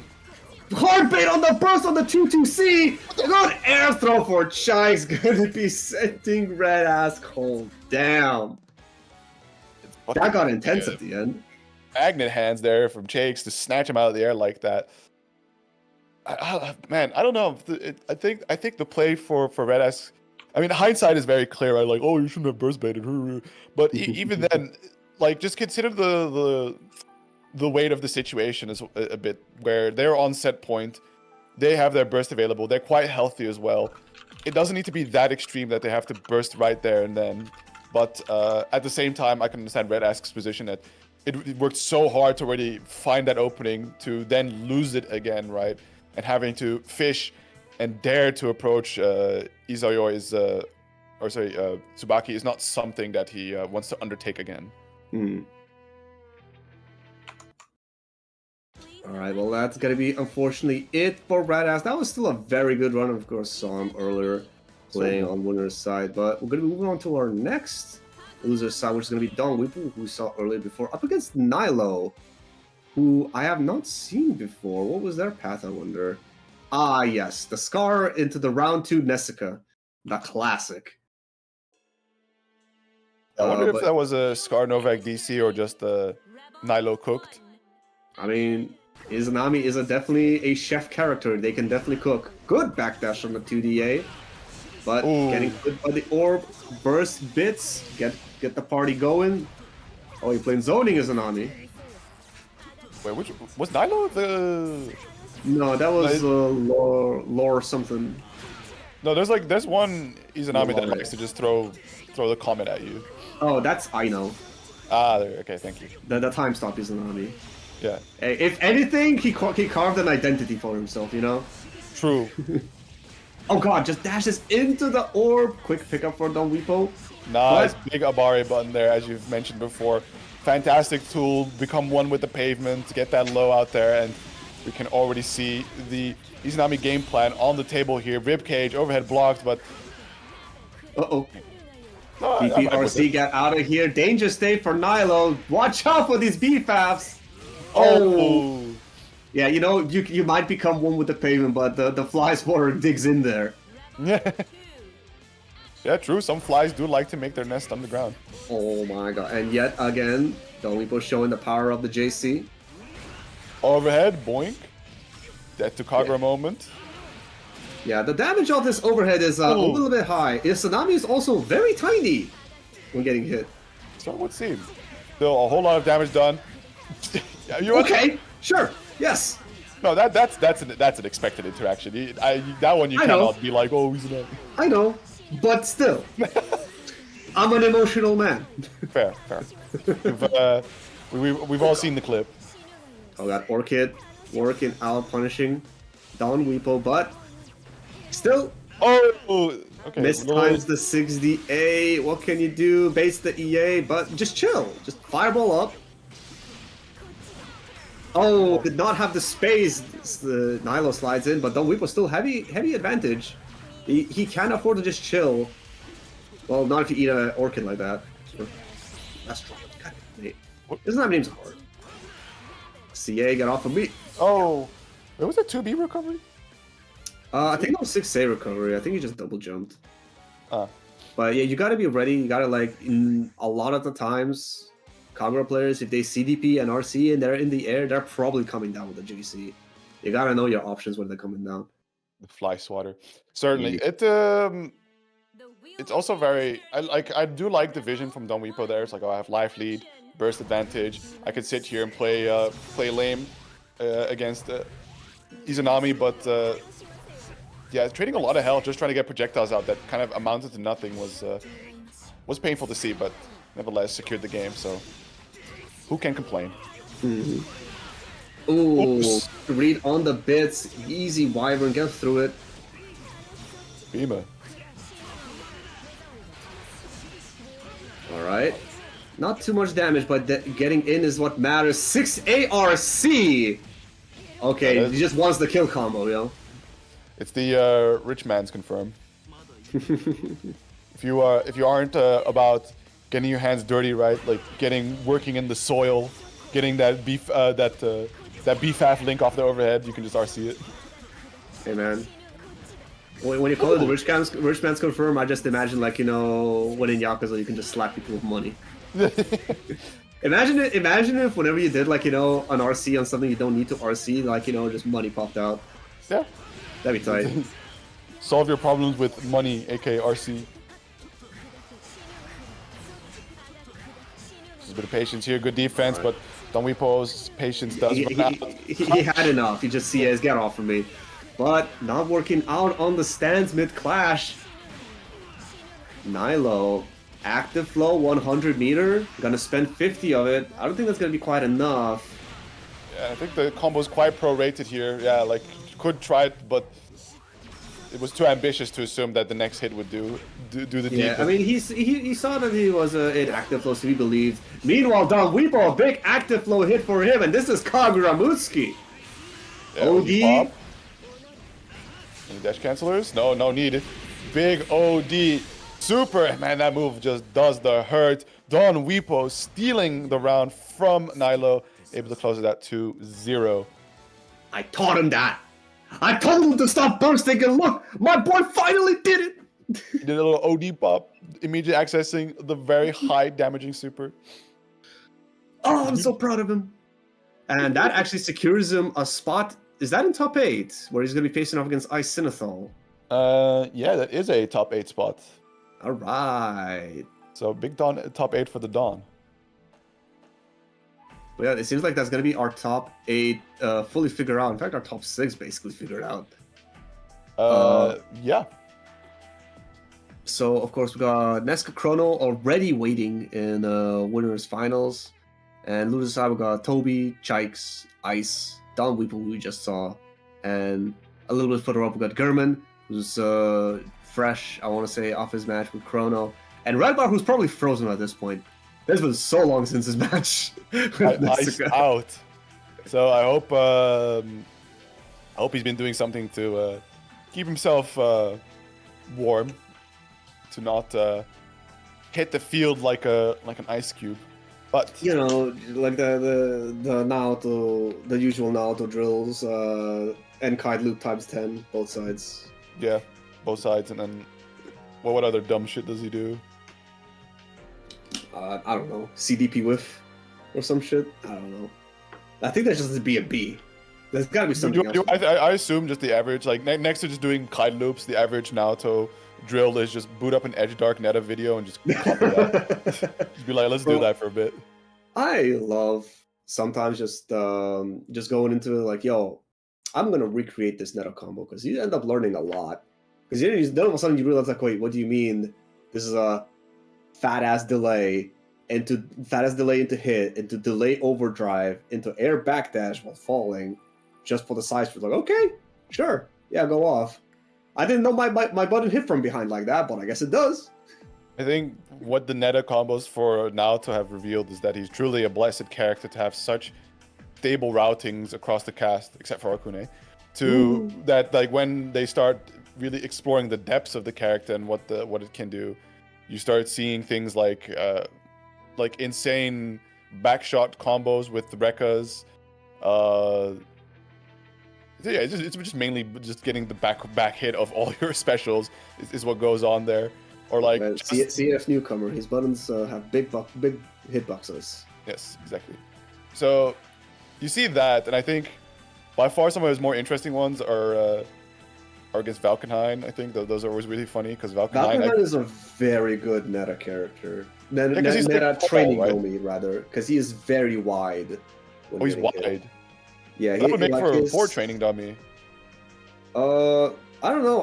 Pretty much everything with Azur at least, involving like back hit moves, usually on Valkenhayn, because it's like he's fat in the air, or like he's wide in the air, but he's also kind of like thin in ways you can still cross under. Yeah, and you get the double coast to coast combo. Yeah. But So for example, I think, but like yeah, go ahead. Yeah, no, but no, I was going to touch on the point that in general, I think the best training mode character for stable combos is Jin. I think he's like the most average hitbox or average hitbox character. I'm of the belief that you should always lab against whoever it is the hardest to combo for your character. Yeah, the thing with that is like you start like there's routings that work and don't work. Ooh, a bit of a connection. Yeah, if you're blessed with characters like not that much character variance, you're good. But yeah, for example, Azrael is just like 2-2C into 5C Rekka is like very consistent. It's just harder on Naoto for some reason. So you know what? I'm just gonna lab on Naoto. I'm just gonna have that timing down.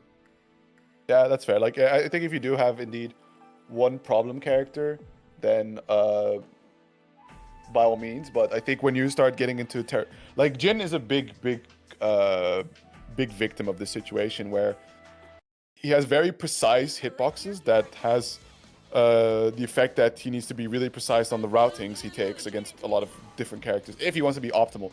You can of course do some very like basic stuff that has you use a lot of his like EX specials, but if like Jin is just more one of those characters you have to really optimize to access what really makes him like like a solid high tiers, barely scratching the S tier platform. Well, hey, there's a reason why those tier lists assume the character played to their full potential. Certainly. But here we go. Chakes versus Toby Sin, Platinum finally on the screen. We'll see when Toby has had enough of holding pressure from.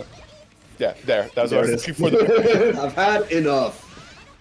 Parry out, got the hammer out, but sadly no overdrive, so no funny guard breaks full screen. Alright, good start. I mean, obviously pretty expensive to get here, but you know, we still take what we can. DP out for Chives, active flow available. That's going to be burst coming back very rapidly. Gets the cross under. Install with 4-star. You're super dead. Bro, this is so much damage. I have not seen Tsubaki install in forever. I'm sad. I'm sad Toby did not have more health. I wanted to see how far that would have gone. Yeah, definitely when you are not in control of your stocks and just draining down. I can only think of one character that definitely enjoys a time like that. The reason though you don't see that super that often is one, like you need to have at least a sizable amount of stocks, and two, you need to make sure they don't have burst.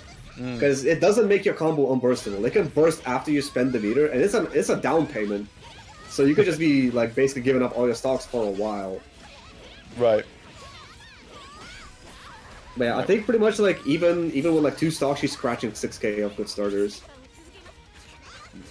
Like just looping specials. Ooh, nice throw tech there. Pause button, that should be safe. Yeah. I think that could have been a guaranteed parry, should Toby won. The whip cancel has got respected! The original whip canceller! Oh, party time. Look at this. Why is this not SMP? Why is this not SMP? For no reason, it's just there's no SMP on it. But not overdrive, so no overdrive extension for it. Full screen super! Can you get out? Blocks in time! And paints the DP! Okay, Toby. This Toby, like, I think that Astro is like safe, right? Is it? I thought it was like -6. Let me double check. But yeah, Toby, very good awareness to, like, you know, not do anything. I know that Platinum's Astral is plus. That's definitely funny. Yeah. It's one of those things you get hit by it once and and then you'll just know forevermore. Alright, Platinum now with the bat. We got that 1-button DP on the table. The vision of BB Tag is here.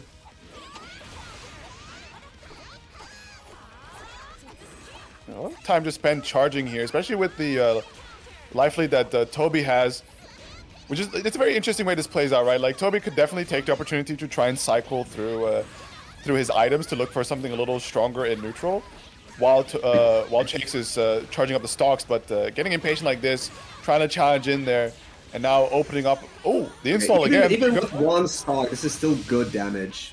Just getting that aura dive kick. Look at how much damage they managed to chunk in. Yeah, 4k for 1 stock. I mean, that's still 50 meter down payment. So, you know, it's not that good, but it's still pretty decent. But yeah, I just checked. Tsubaki's Astral is in fact -19, but there's probably travel time and actives. 10 actives, so it's at best -9. Right. Just still get a DP out there instead of just holding 5A. Interesting. Anyways, DP out. I mean, it's one of those things, like, you know, it could be deceptive block stun. You might not be ready, right? So yeah, that's true. Half the DC, Tsubaki charging at you from full screen with an Astral.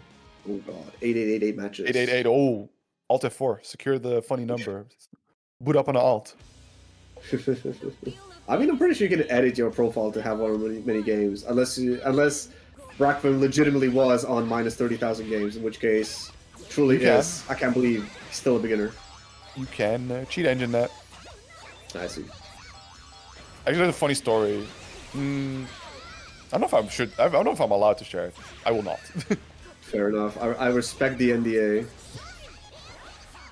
Oh, okay. Projectile invuln through, but yeah, hitting the bubble with that hammer and actually not getting punished by it. A little bit of pressure, a little bit of overheads.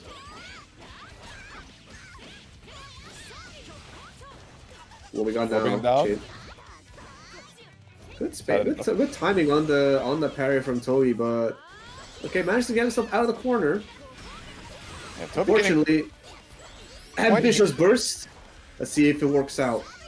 Yeah, Toby's getting quite hasty here. We see a lot of like mommy cars just come out here trying to swing across the the stage, which has him unfortunately running into projectiles or big active frames, which, yeah, that's not the way you want to go about finding that opening you're looking for. 6A, not able to come out active in time, stop the air dash over, but the parry is going to give him a little bit of breathing room. The Halo, instant burst, but still has the Halo on deck. Still available, just advances forward. Meanwhile, Chag's just like, staggering his way in. Alright. Hold down the ground, I will hold down the air. Oh boy. The thing is no longer active once it's like, once you have blocked it, so not too much to worry about. Still has the Halo. Can this thing rip this off? Bro, like, what can I say? He's going for a record. Oh no, here we go, big present times. Yeah, just drop it. And he gets put low right after that is not what you want to see as strikes. Alright, time to hold the funny boxes. It's insane pressure. Just drop 2, rolls out just in time. Manages to roll out. I wonder whether that was a delay roll or not. But yeah, works out beautifully. Diffuses the first one. Doesn't take that much damage off it. But yeah, just setting it off while off screen, you just don't know where it's standing. Oh, Lion Hammer. Yeah, big one too. Alright, bananas out. Nice, yeah. Parry out from Toby, working out! Just smashing on that cat hammer! Bro, I got 5 of them, I gotta use them. Might as well. Shit, Yeah. thing gets really funny in OD, of course. But there we go. Air to air from Chase to start off with. Burst is available to Toby, but are we gonna let her rip this early, or are we just gonna be a little patient? Tries to go for the parry again, but this time gets it thrown out. Yeah, decides to spend burst just to set up presence, but throws them right away. Tries to mine, but Chags with the patience. Gets the Yabare 5B, and this is not looking good for Toby. Active flow available on the side of Chags. He can definitely route into super from this, I believe. With the OD for the extra damage. Just to be absolutely certain that this will kill Toby Sid. We see the Alt F4. The VOD has been lost to the void, and Chakes will be moving on forward to face off against German Mayonnaise later. First, Eisenthal versus Don Weepo next. I mean, of course, German Chakes is a match we've seen multiple times before. It's gonna be interesting to see how the Tsubaki is gonna be working out this time. Mm-hmm. Not Tsubaki, sorry, Izayoi on the side of German. But yeah, for the time being, we got Eisenthal Don Weepo. Again, nice to see Ice cooking on the Jin. Making it this far. But yeah. Yeah, this is the second time we see Kagura versus Jin, although it was on Hydrogen's Jin versus Don Weepo. So yeah, we started the day with the Weepo versus Jin. Yeah, definitely the start of the day the way you're yawning. But certainly, like, it's been a while though. Like, usually it's always very interesting to consider when you go and play the same character right after, but it's a different player representing it. Like how, if you would get caught up in the details of how that specific opponent pilots their character. But with the long enough break that they've had from playing Jin, they should be able to come at it with a fresh perspective and deal with it the Eisenthal's Jin instead. What? BFAF actually able to anti-air the fallen JB. CDP just saw he likes to hang out in the air a little bit too much. OD, you are minus, sir. Cross-up. I mean, that might be cross-up protection on that. Oh, respectable. Good attempt. BFAF is like very weird to punish. Yeah, you gotta be ready for it. Spacing out 5Cs. Jin's normals are kind of fantastic because they recover quite quickly. Like, even on C, he is OD safe. Yeah, they're big too. No, I think if you OD the early part of it, you can probably still do it. But yeah, usually not working out in your favor. Yeah, Eisenthal, a very confident first round. Spends the OD, but he knows he's gonna have it back next round when he will need it. Ooh, counter hit. Oh. 60B though. Ooh, okay. Yeah, I wonder whether he was expecting that 2C to hit or not. All right, good block. Too far, that like the backsway on the recovery on the 2DA. Got a dash in so deep to punish. 60C connecting now overhead. The rich man's extension Money confirm. Here. Money confirm. cash rolling, flying down from on the screen. Make sure to call in and collect now. Jump Hey, in! yo, you gotta be careful there. Okay. You know, he like Don one step up. It's like, yo, you gotta charge this? Guess what? I'm charging too. I suppose. I was just looking at like, yo, we haven't pressed yet on Jaw, but I guess the gunshot is just on the side of Ice there in that situation. Ooh, counter hit, DC Wyvern. counter. This is gonna be a nice little bit of damage on the side of Don Weeple plus the Oki. OD tries to OD through the orb. Alright, cash in a little bit of damage, build up that active flow. Don't EA yet.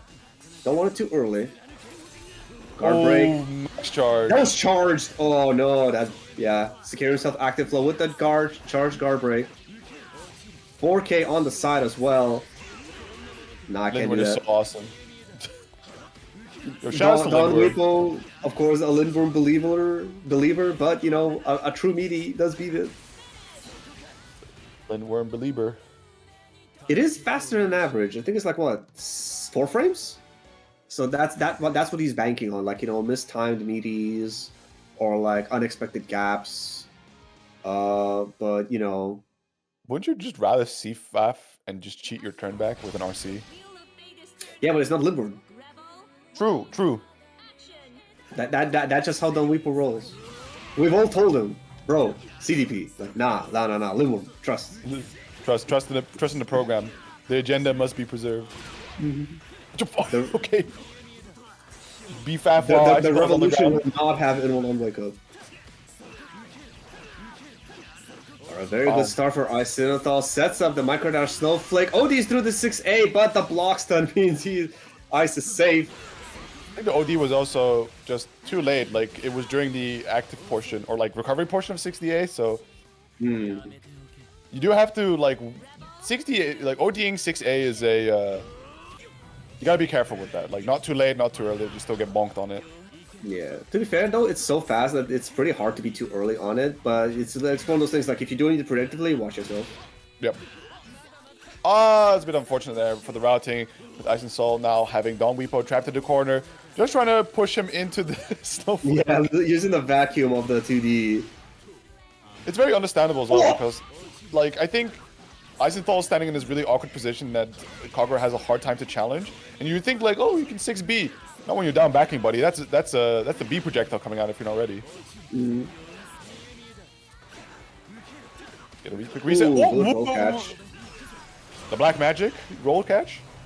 Quick get up IAD, not today, says Don Weeple, anti-air 5C. Set up the snowflake, get the plus frames, charge guard break, charge, just 6D, that's another 4K, he misses the 6C! Gets away safely, snowflake up, 6A, get away. Don Weepo finding a way to trade clash, 2C catch, RC off the 2DB there for some more damage, trying to push to the corner as much as possible. Don't think should quite be able to fight, never mind. Kagura lol. He definitely wants to end this one with a Kadomos. You saw that on the 6DC when he messed up the RC. He did not have to charge for Kadomos quite yet. But the IJ2C working out for Eisenthal. Is that 2? That is 2 for Eisenthal, yeah. Damn. Alright. I think there's something that that Dom Vipo is undervaluing a bit, I believe. Because we can kind of see it in the last interaction. Crouching down, the only hope left for a true invuln anti-air being BFAF. So hoping to charge it up as fast as possible. But with the patterns that Eisenthal likes to show with how he air dashes, you could very much throw out that 5A. Because ooh, that is a good call. At 5A and JA.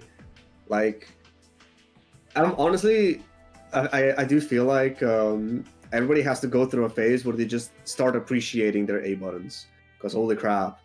Yeah, Kagura is 5A. We talked about like them anti-air 5As. Kagura is the top of the line, for sure. yeah, like he also punches a little higher than most characters too. He's a big guy. Yeah, he's a big guy. No, but like he also punches upwards. Yeah.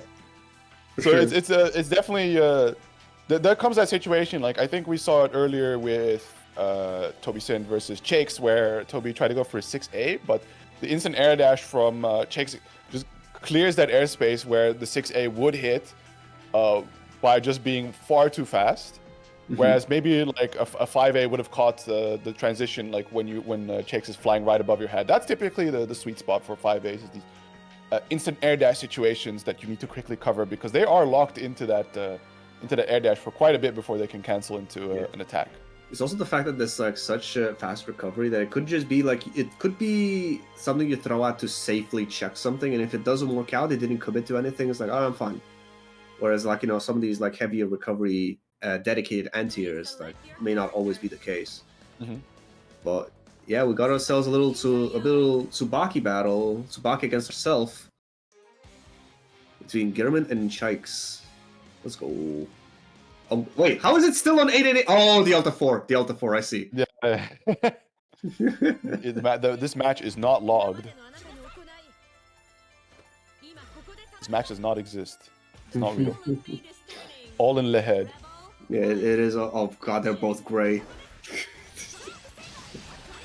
What a waste of the palette editor just to make two characters that are performing great. I mean, easy honest, it seems like it's the default, but like, yeah, Chai literally just made one like black and white because like manga. I'm soulless. Dash under. Oh no, did not take the opportunity. And meanwhile, Gettman, so many stocks in Gaynard. You gotta block this. Very nice mix up there. Interesting to see Chakes not opt to just get the aggressive burst while German had his back to the corner, but probably just looking at the total using situation. the back teleport to bait the DP. All right, YOLO 3C working out. German with a perfect. Take I am away from Shiki.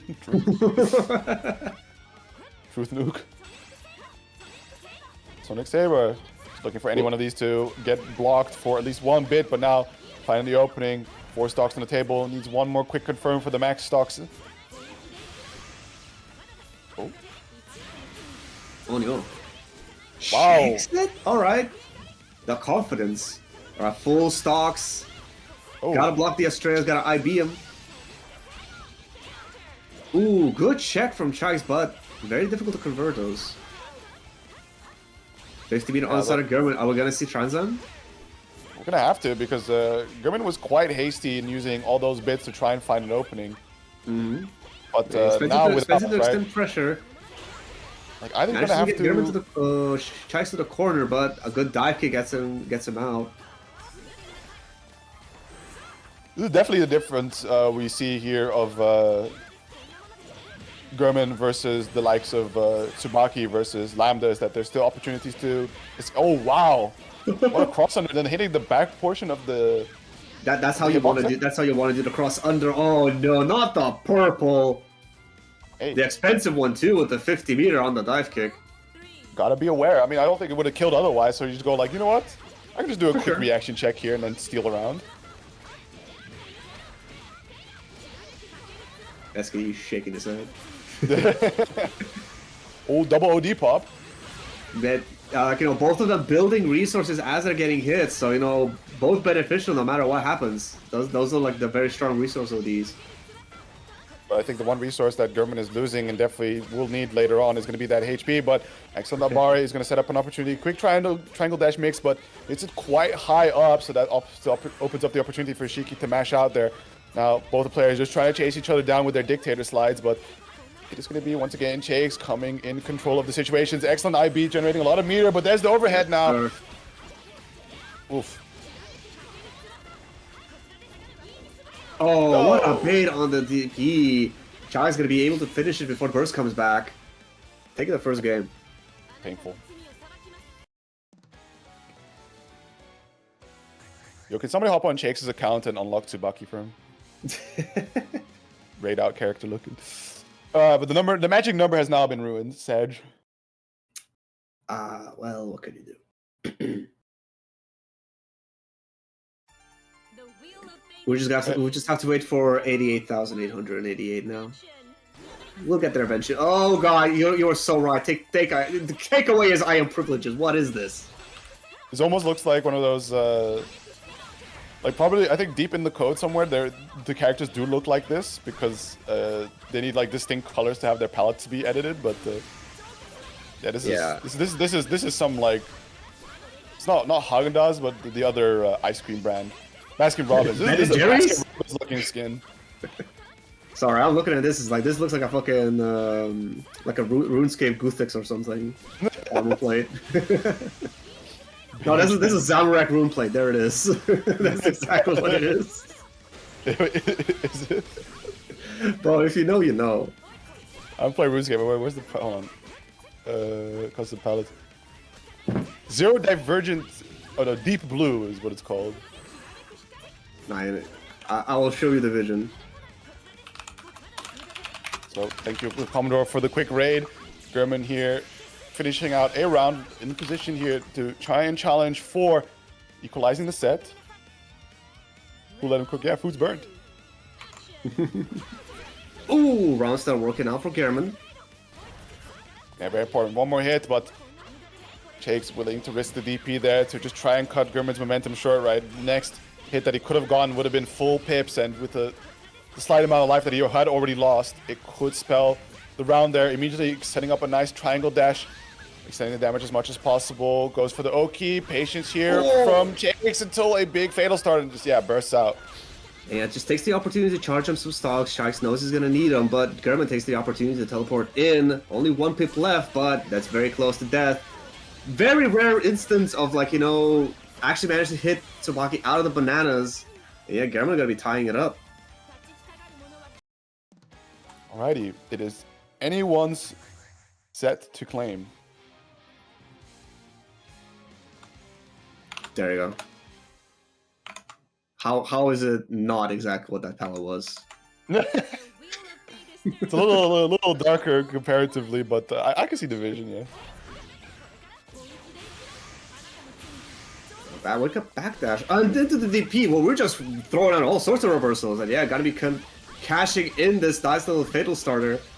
4 stocks for Chikes though, like, you know, even though that OD did not go his way, he still has a lot of resources, but another big fatal. German just running away with it. Not enough fight to kill, but just DP. Just DP. I mean, it does beat a lot of options, and you do got the insurance. You know what? Do I just call that the tumbleweed method? To the tumbleweed method. True, you were. You were exposed to the tumbleweed method. Yes, sir. I was so afraid of those DPs. I baited one to way too much. That's where he gets you. He throws it out so many times. You're like, oh, finally, I'm gonna bait it. And when he sees you bait one, he's like, all right, time to steal my turn. Yeah, for sure. Oh my god, I'm surprised he did not teleport into the orb there. Working out for German. No pips. He gotta find a way to uninstall. Tries to low profile the orb. Not today. This one's a tough position. The barrier gauge is filling up nicely, and we are getting close to that 50-meter point, but another crush trigger, not charged up enough to properly get a pickup, but getting a little patient there. German accidentally getting himself counter hit. Yeah, that Adding active more was to gonna the give Chikes that extra damage that he needs. He's almost built 50 meter to have DPRC available should you want it. Can't do the whiff cancel though. Good IPs. Oh my god, the cancel of the DP. Izayoi might be a good character. Sets up the teleport mix. Extension saw the RC, cranks the DP. Chikes pulling out ahead. We tech those, not anymore. I respect the purple throw because you had no other means to kill, but good awareness there from German. However, it is now the final round between both of these players. This is a loser side match, so one of them we're gonna have to say goodbye to. So far, German did find an opening, but was able to convert into bits. And unlike German, Shakes now with a good bit of damage, nice bit of corner carry, with the stagger pressure, good defense, but it gets a little too hasty there, trying to mash out. It's going to be holding some more damage. Burst is available for both players. We'll see if German opts to find an opportunity to just OD and generate those bits. Does go into gain arts on 0 bits. Yeah, though that was a very good opportunity to, like, you know, just blue beat and like take the blue beat and tech out of the corner. Very smart by German, but finds himself back in the corner. Chikes pops OD, thinks he can kill. Oh, sets up the bananas for the lockdown. The purple throw. Sorry, that's push-ups. I'm sorry. That one. We expect a video in our DMs promptly. But that is going to be 2-1 for Chakes, eliminating German from this week's bracket. Yet again, another very high finish for German as expected. Chakes moving on forward, waiting for the winner between Red Bar and Eisenthal coming up next, as we are getting closer and closer for Nessica and Chrono Cross to be defrosted from the deep freeze to get their match played out. Oh god, Ice is like Red Bar is already iced up, and now Ice is coming in to just make it even worse. Even colder. Gotta do something. I hope you didn't. I hope you did 50 on Kailu's, bro. Yeah, Eisenthal versus Dry Ice coming up next.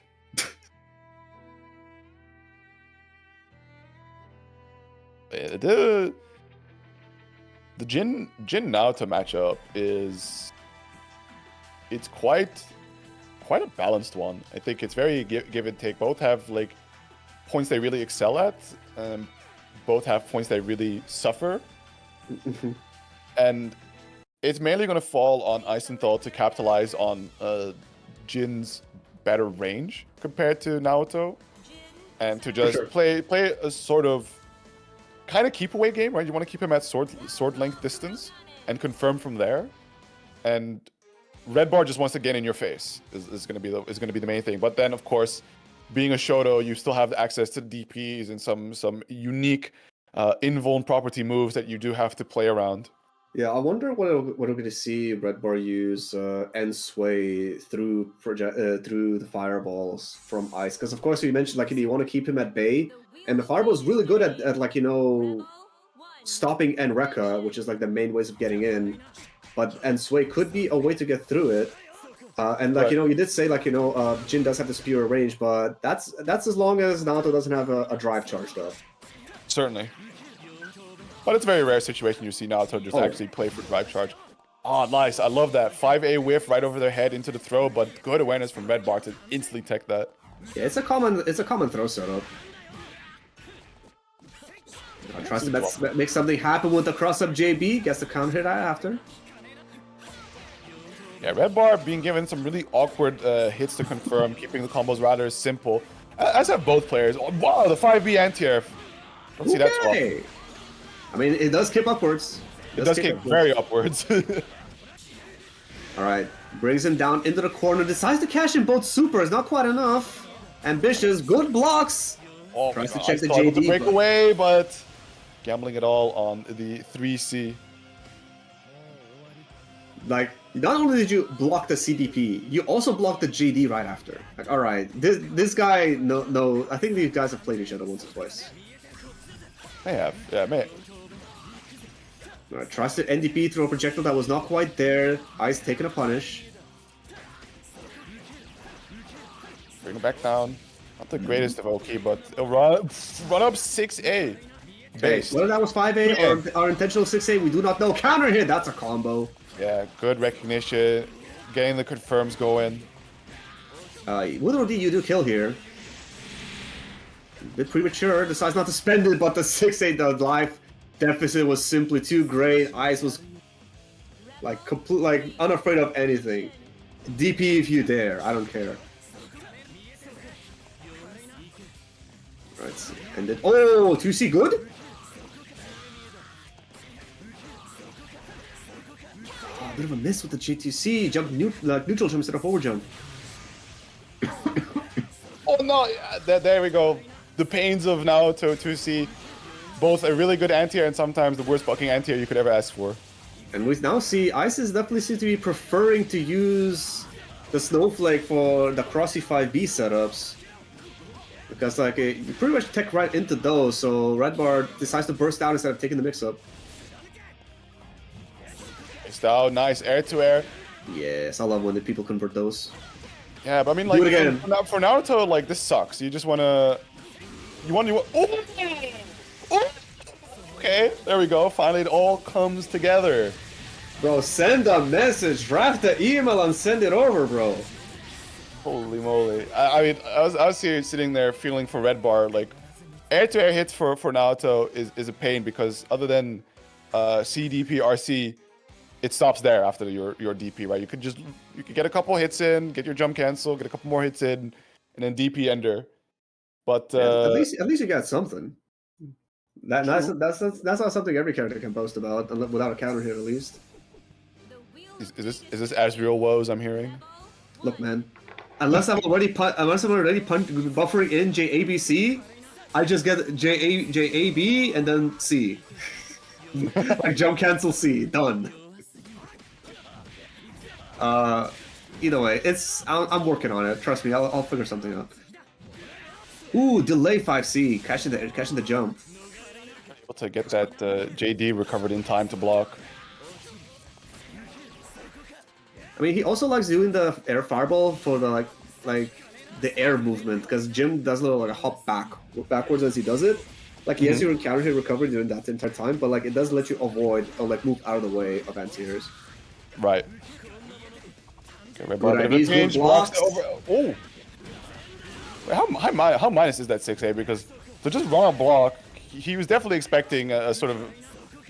I think he must it have been is expecting a DP as a retaliatory response.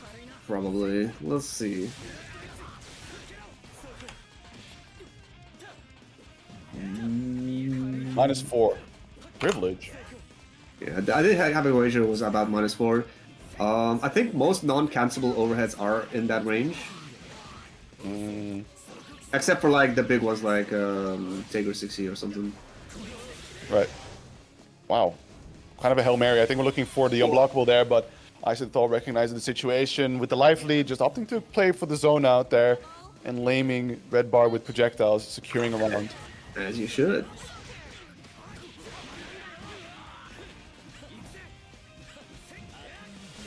A good defense from Ice, but of course, good read on the jump out with the 6D, lock him down.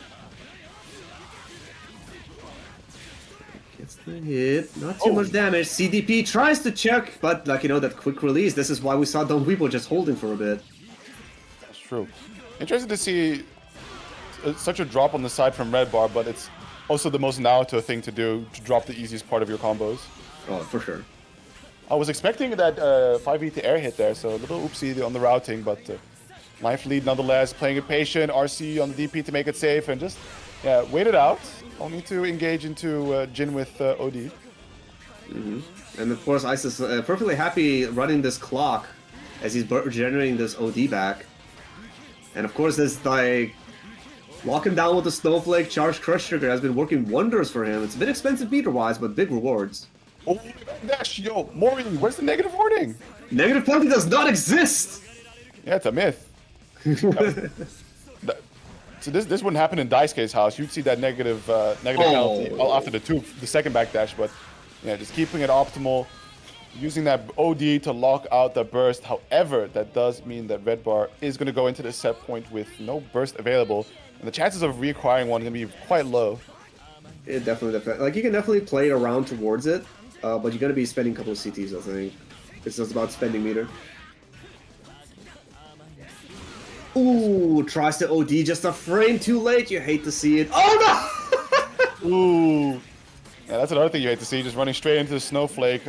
This loving embrace. Good confirm there from Isenthal. Puts red bar now into the corner. Bit of that stagger pressure. Jump in. Sets up the Snowflake, but the end. And Phantom Pain, finally showing it against that Snowflake of the JD. I think he may have tried those earlier before, just messing it up a little bit. Rekka RC. 5A doesn't even go for a low, just keeps it simple. Keep him in prison. Ooh! I just love the way that red bar is routing this pressure, right? A lot of the times with these jump cancels, throwing a quick flash of respect there with those barriers, but ultimately Isenthal just gave him all the space to keep the mix running and caught him lacking. Red bar takes it 2-0, moving on to the loser semifinals to face off against Shakes. But first, and finally after a long wait, Nessica versus Chrono Cross coming up next. Yeah, you were saying like, yo, red bar was frozen over, like iced up. Like, bro, these people have also been waiting for their match forever. But they finally get to play. And of course, Nesca Chrono, not the first time we've seen him. And not the first time we've seen him in this exact spot as well. They end up, like, you know, both strong players, of course, they tend to end up pretty late in the bracket. I think the last time we saw these two play, Nessica was playing too well. Yeah. I definitely remember Tager Lando. Maybe that was like second to last time they met, but damn, all right. I do wonder. I do wonder somebody what can the. somebody can fact check me on this, but I do believe he just like locked in the Noel against Lambda. I was like, yep, this is the vibe. I mean, he's definitely been exploring Noel a little bit. Same with like characters like Talakaka and such. So I do wonder what character Neska will bring in, whoever he feels is ready. Because of course, Chrono, no slouch, cannot go easy on him. I mean, if we're to believe what Sirius Bacon mentioned way at the beginning, that Nessica is breaking in a new pad, I think we're going to see him stick on to Tager.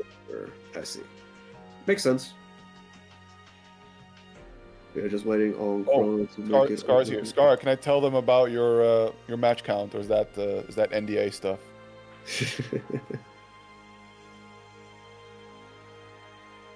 We'll wait for the stream to catch up, and you'll give a response in time. 6A -4. Gotta IB it. I see. I don't mind if okay. So earlier we talked about you can cheat in your match count, right?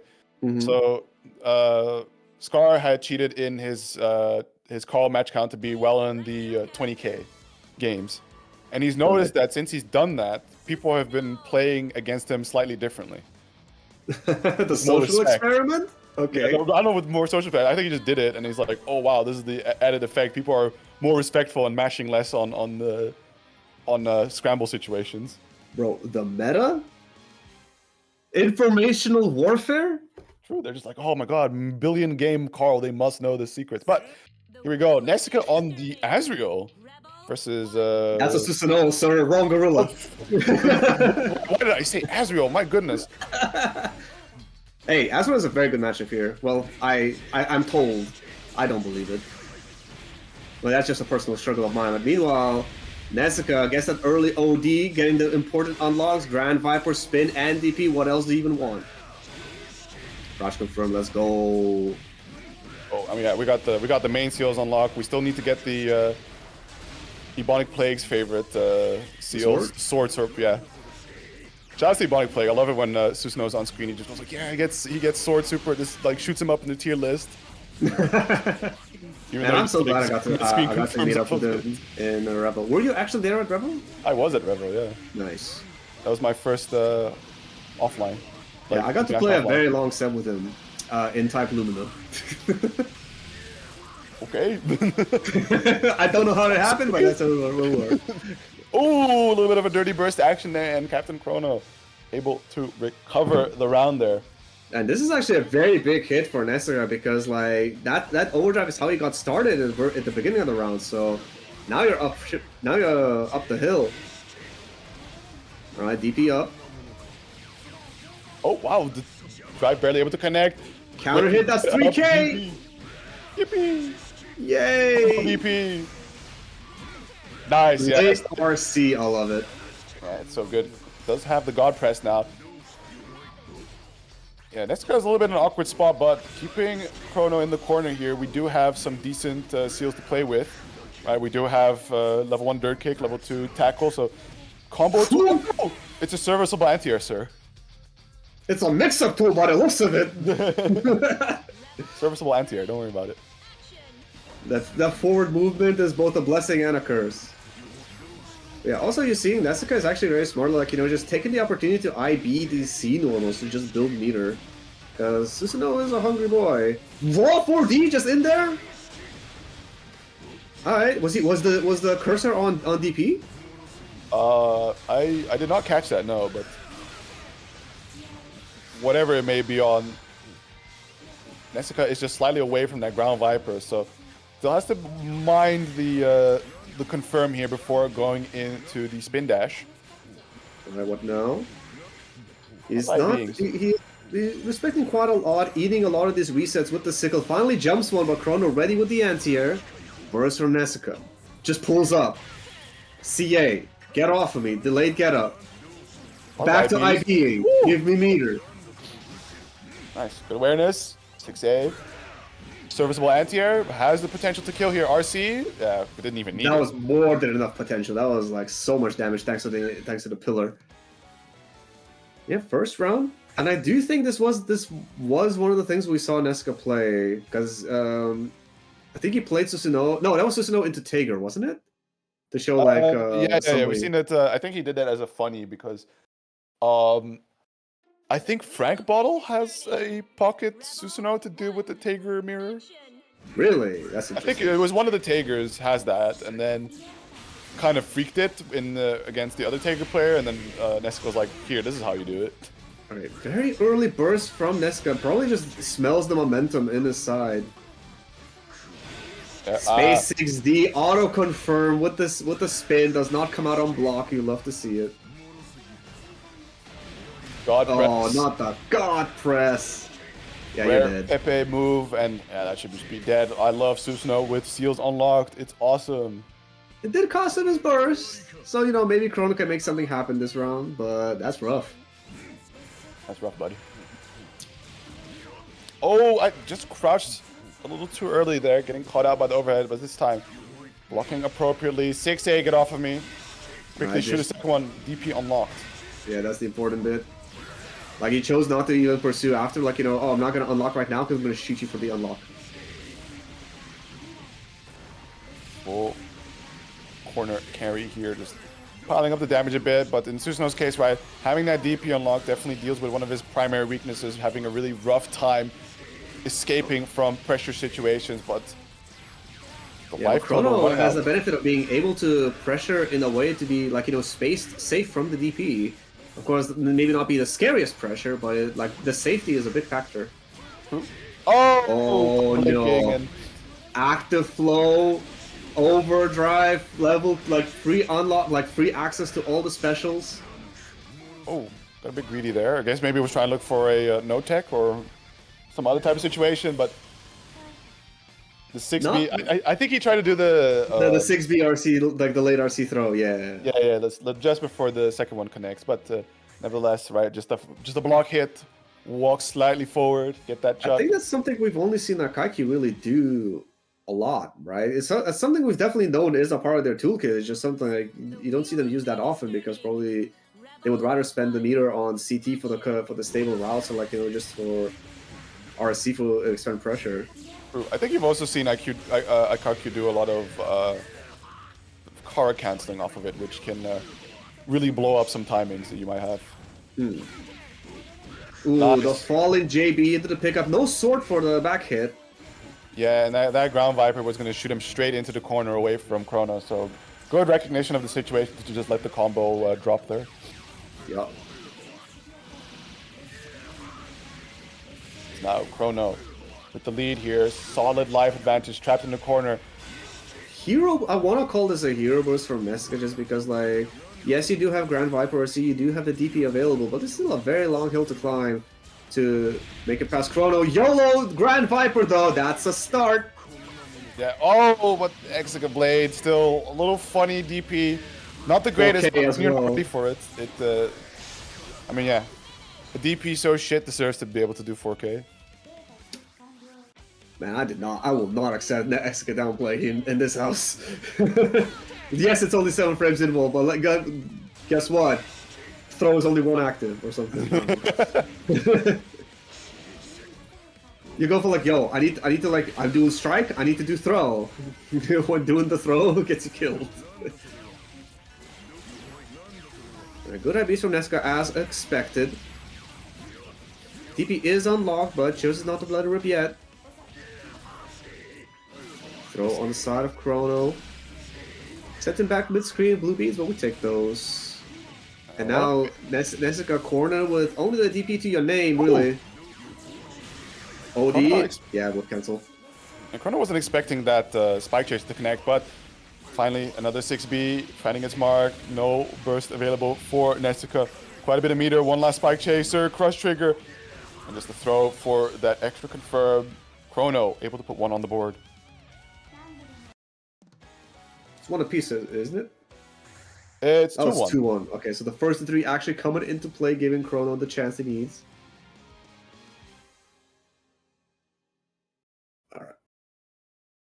Nesca, of course, undeterred, sticking with the Susanoo. I'm gonna show us how it's done.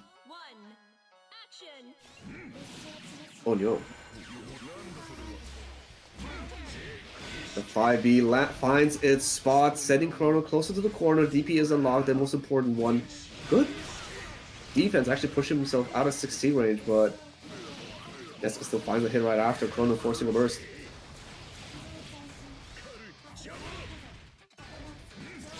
Trying to go for a little safe jump action there, but I think the JB didn't come out active, and stuck in the corner, still does have the DP at the very least. Counter assault, wants to make sure that Neska does not leave this side. Yeah, and very good recognition to do the 2D there. Because like no, he saw that the counter assault was not counter hit, so no knockdown. And very common thing that people do is they tech forward and try to fall back in to resume their pressure. It's like, you know, Chrono aware of it, like, you know, trying to check that. Miss on the 6D! Given the opportunity for... Can you just get a 6D there? I think you have to like 5D or 6B first. Nevertheless, critical drop there for Neska as Chrono secures yet another round with Neska quite a ways away from getting that burst back up. Oh my god, the low profile. Ooh, 5A, all the... I want to say of the gods, but Snow is literally a god.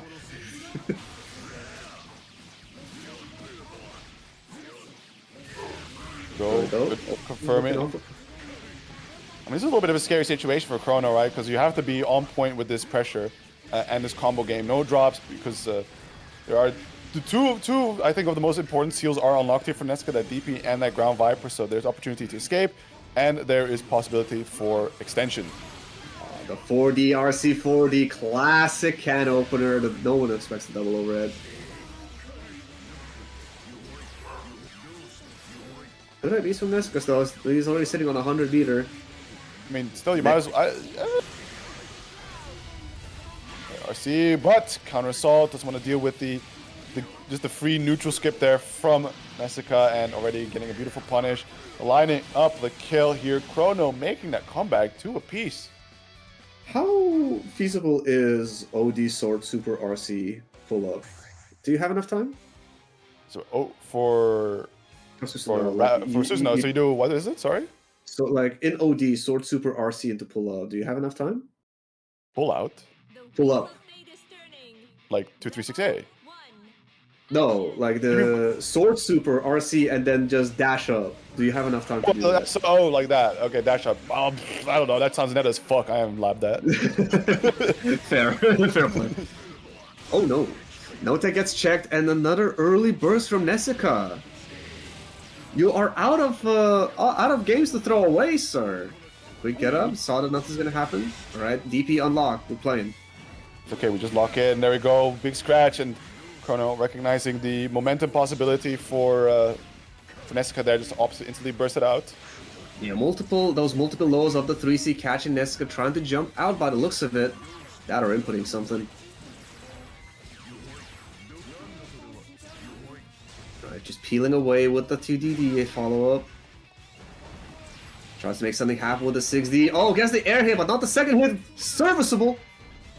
Full anti-air there. Oh, that is not fast. Alright, that's Chrono gonna be securing himself around, moving on to set point over Neska for Grand Finals. To move into the Grand Finals.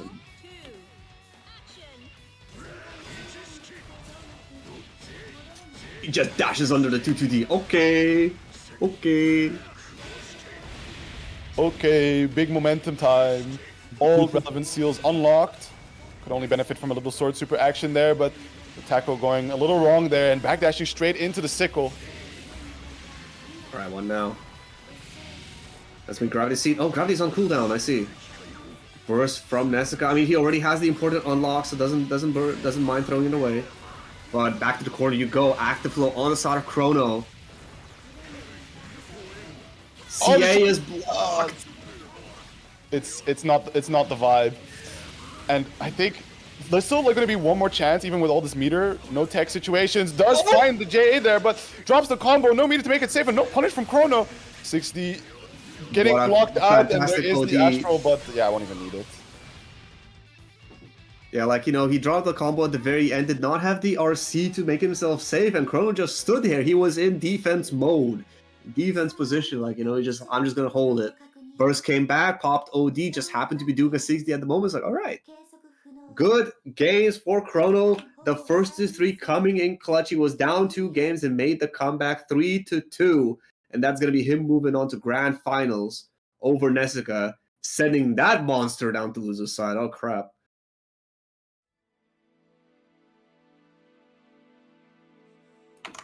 That is. I wonder if Susno is going to be the take again if Nessica makes his grand return, but we will see. We will see. The bracket, though, there might have been a slight mishap on the bracket, but that's fine. We'll fix it. But next up, we gotta have Chikes and Red Bar. Red Bar hopefully finally warmed up. Chikes have been fighting for his... Actually, I wouldn't say fighting for his life, but he has been fighting a lot because he was sent to loser's side pretty early. Round 1 even. Yeah, basically. One hell of a loser's run, but he made it all the way to loser's semis. Can he make it all the way, though?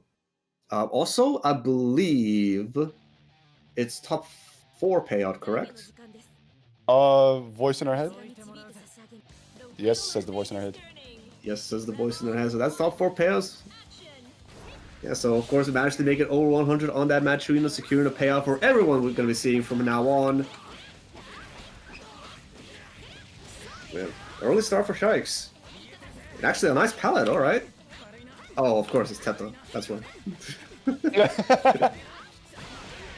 Nice IBs and just opting the bus out there with the DP now. Red Bar, just giving it a bit of patience. Oh, the space program, the rising JB into fallen JB. Classic.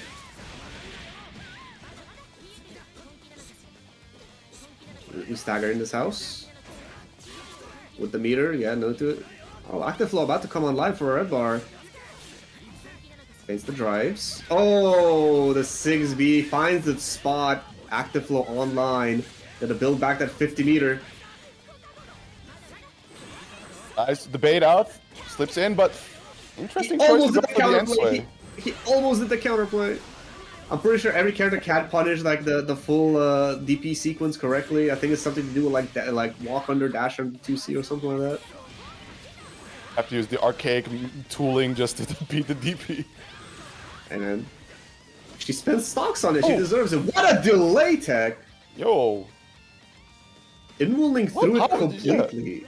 Like that was a whiff cancel too. Like, all right. Nice.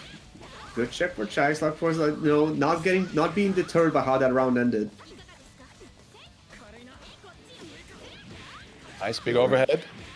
Yeah, finds a smart but slide drop, giving Red Bar the opportunity. Misses the MDP though. Oh, so misses the dash. Playing it slow. Oh, just the recovery, but wait, was it too far away for? I don't know. He just maybe he didn't believe that he would be able to dash in deep enough, so he just chose the Oki instead. Saw the blue beats, decides to end his Oki, let him recover on the ground. Good recognition. There's been a lot of like you know, intentional blue beats tonight. Oh my god! And then the Astral to finish it. Bro, unnecessary. This is game 1, sir. This is unnecessary thuggery.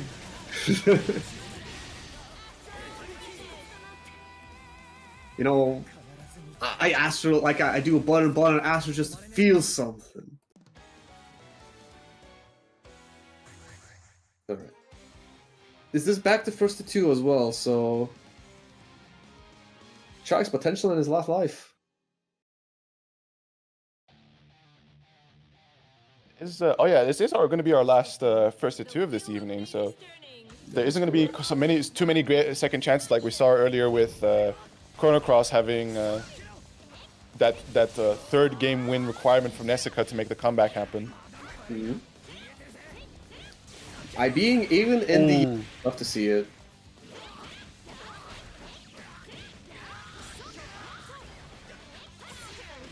Fakes the cross under, gets the mash checked, and the dash up overhead. Red Bar is not looking good. No ender? Alright. Mini. Tries to chase the air tech, but tech's downwards. Rabor finally got something happening. Wake up! Oh, install.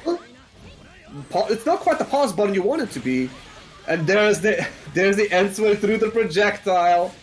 With the overdrive, sorry, with the active flow, this is doing so much damage. One more hit that is all Red Bar needs. Intentional blue beam once again. But now you have to be in this careful position, right? Because Naoto, again, with that struggle of range, there's a good amount of keep out that Chakes has to his name. And like trying to slip through projectiles are very committal. Going for a hard burst bait there, but giving the opportunity to Red Bar to at least use the meter some more. Oh, the anti-air. Yeah, he made a hard read on Chikes trying to fuzzy jump out with that dash up air throw. Chikes was patient enough, saw the jump, quick, easy anti-air on that air throw recovery, gonna secure himself around. Good staggers and good patience from both players.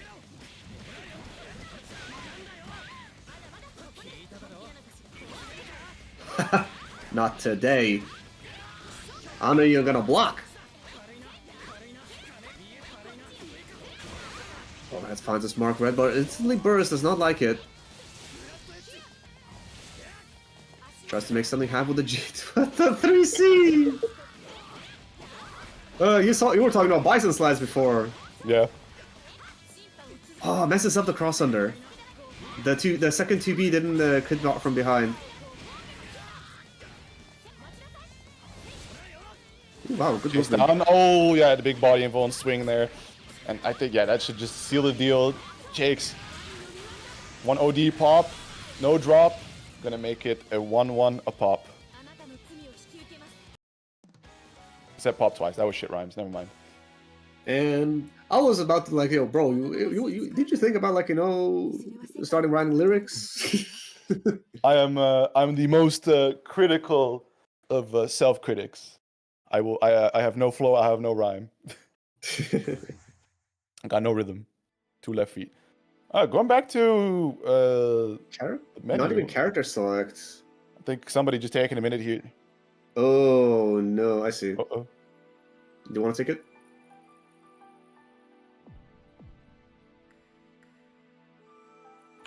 Like the voice in our head says they want to do a connection check, be it with one of us, I'm assuming.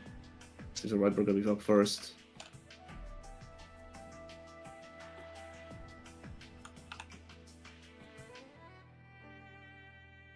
Alright, which one of us is doing it? You wanna do it? Oh, just one of us has to hop in? I think so, yeah. Well, they want to do a like connection check. you can go for it. I or like Hoon, Mr. T.O. Oh, Nice. okay. Go for it, Ray. Fine, very well. Alright, give it to me.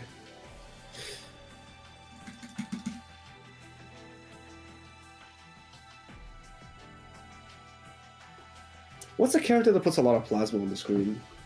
Plasma. Just effects. It's not me, I guess, but Ragnar. I feel like both of them. You know when you do drive moves.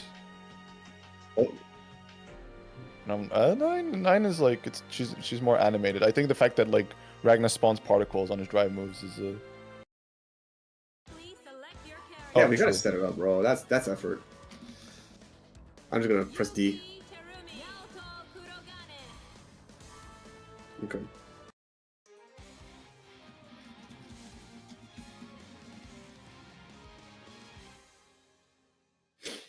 Very unfortunate we gotta do this late in the bracket, but what can you do? Gotta make sure that both players. it happened so this late in the bracket is. I mean, there were a couple of issues at the very beginning, but most of them petered out. But you know, it happens. Okay, 34 mil.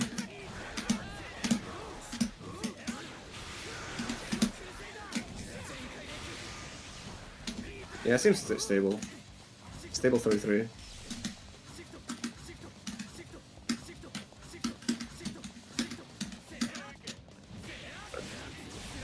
Yeah. Just kill me fast. Can we do that? I can't.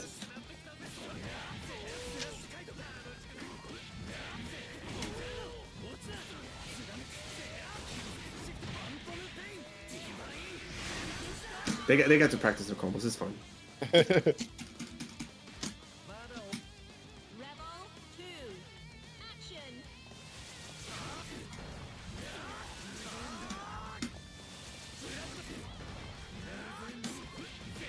Clearly, he needs the practice.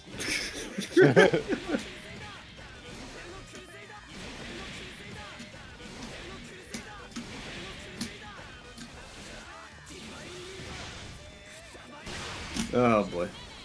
Alright, Chuck's up next.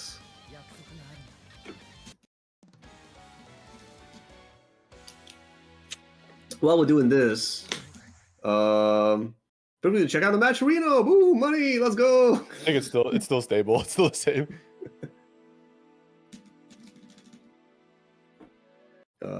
Yeah, I tried to do some of the Twitter ones. Do they work or not?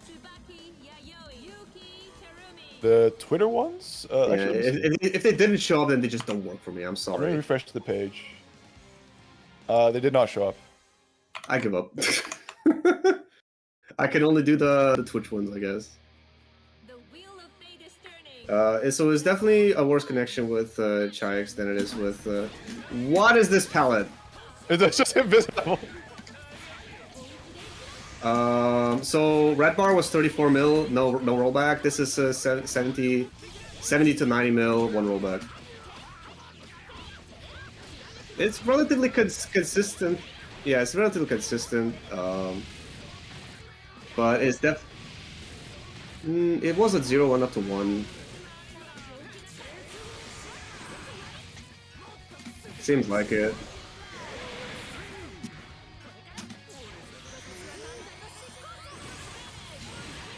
Yeah, it's definitely like, you know, the connection is like, you know, worse with Chais, but just because he's further away, the connection is stable.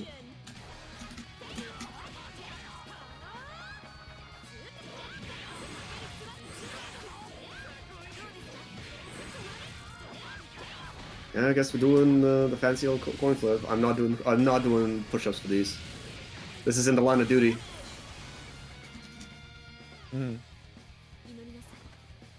Anyways, 2 games on Turumi for Ray. Okay. Okay, makes sense. Oh yeah. That's My bad. Yeah, so they did decide that they were going to be playing it out. The connection was stable with both players. The only factor was really distance. So any issues that they're having between each other. And of course, money on the line. I respect playing it out. It's one apiece, isn't it? It is one apiece. Oh yeah, this is still a first to 2. Let's see.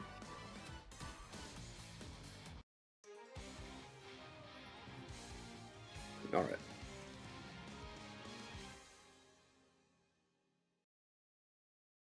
Well, hopefully that little pause did not put a stop in any of their sales. What is this? Carnage. Carnage? Like feel like I've seen the this symbiote? Either that or Carnage from Adventure Quest. These ancient web browser game references. Bruh. Big bait, and yeah, that was going to be a powerful combo there. So good on Chase to get the burst out there to not hold too massive of a life disadvantage. Yeah. At the cost of burst. Still sitting on one pretty stock and about to get 50 beater. And we already seen how much damage even just one stock can let you do with the install. Though of course Red Bar sitting on that burst, denying it. Nice big crush trigger. Gonna be getting not the most amount of damage, but you know, you just push that life advantage slightly in your favor, especially when like where else are you really gonna use that meter? Ooh. DP's through the tackle. The range on that 6A, let's go. And now to Kurogane, that's coast to coast. CA, get off of me. With 100 meter though, Red Bar has nothing to fear for DPRC for the kill. Alright, set point to Red Bar.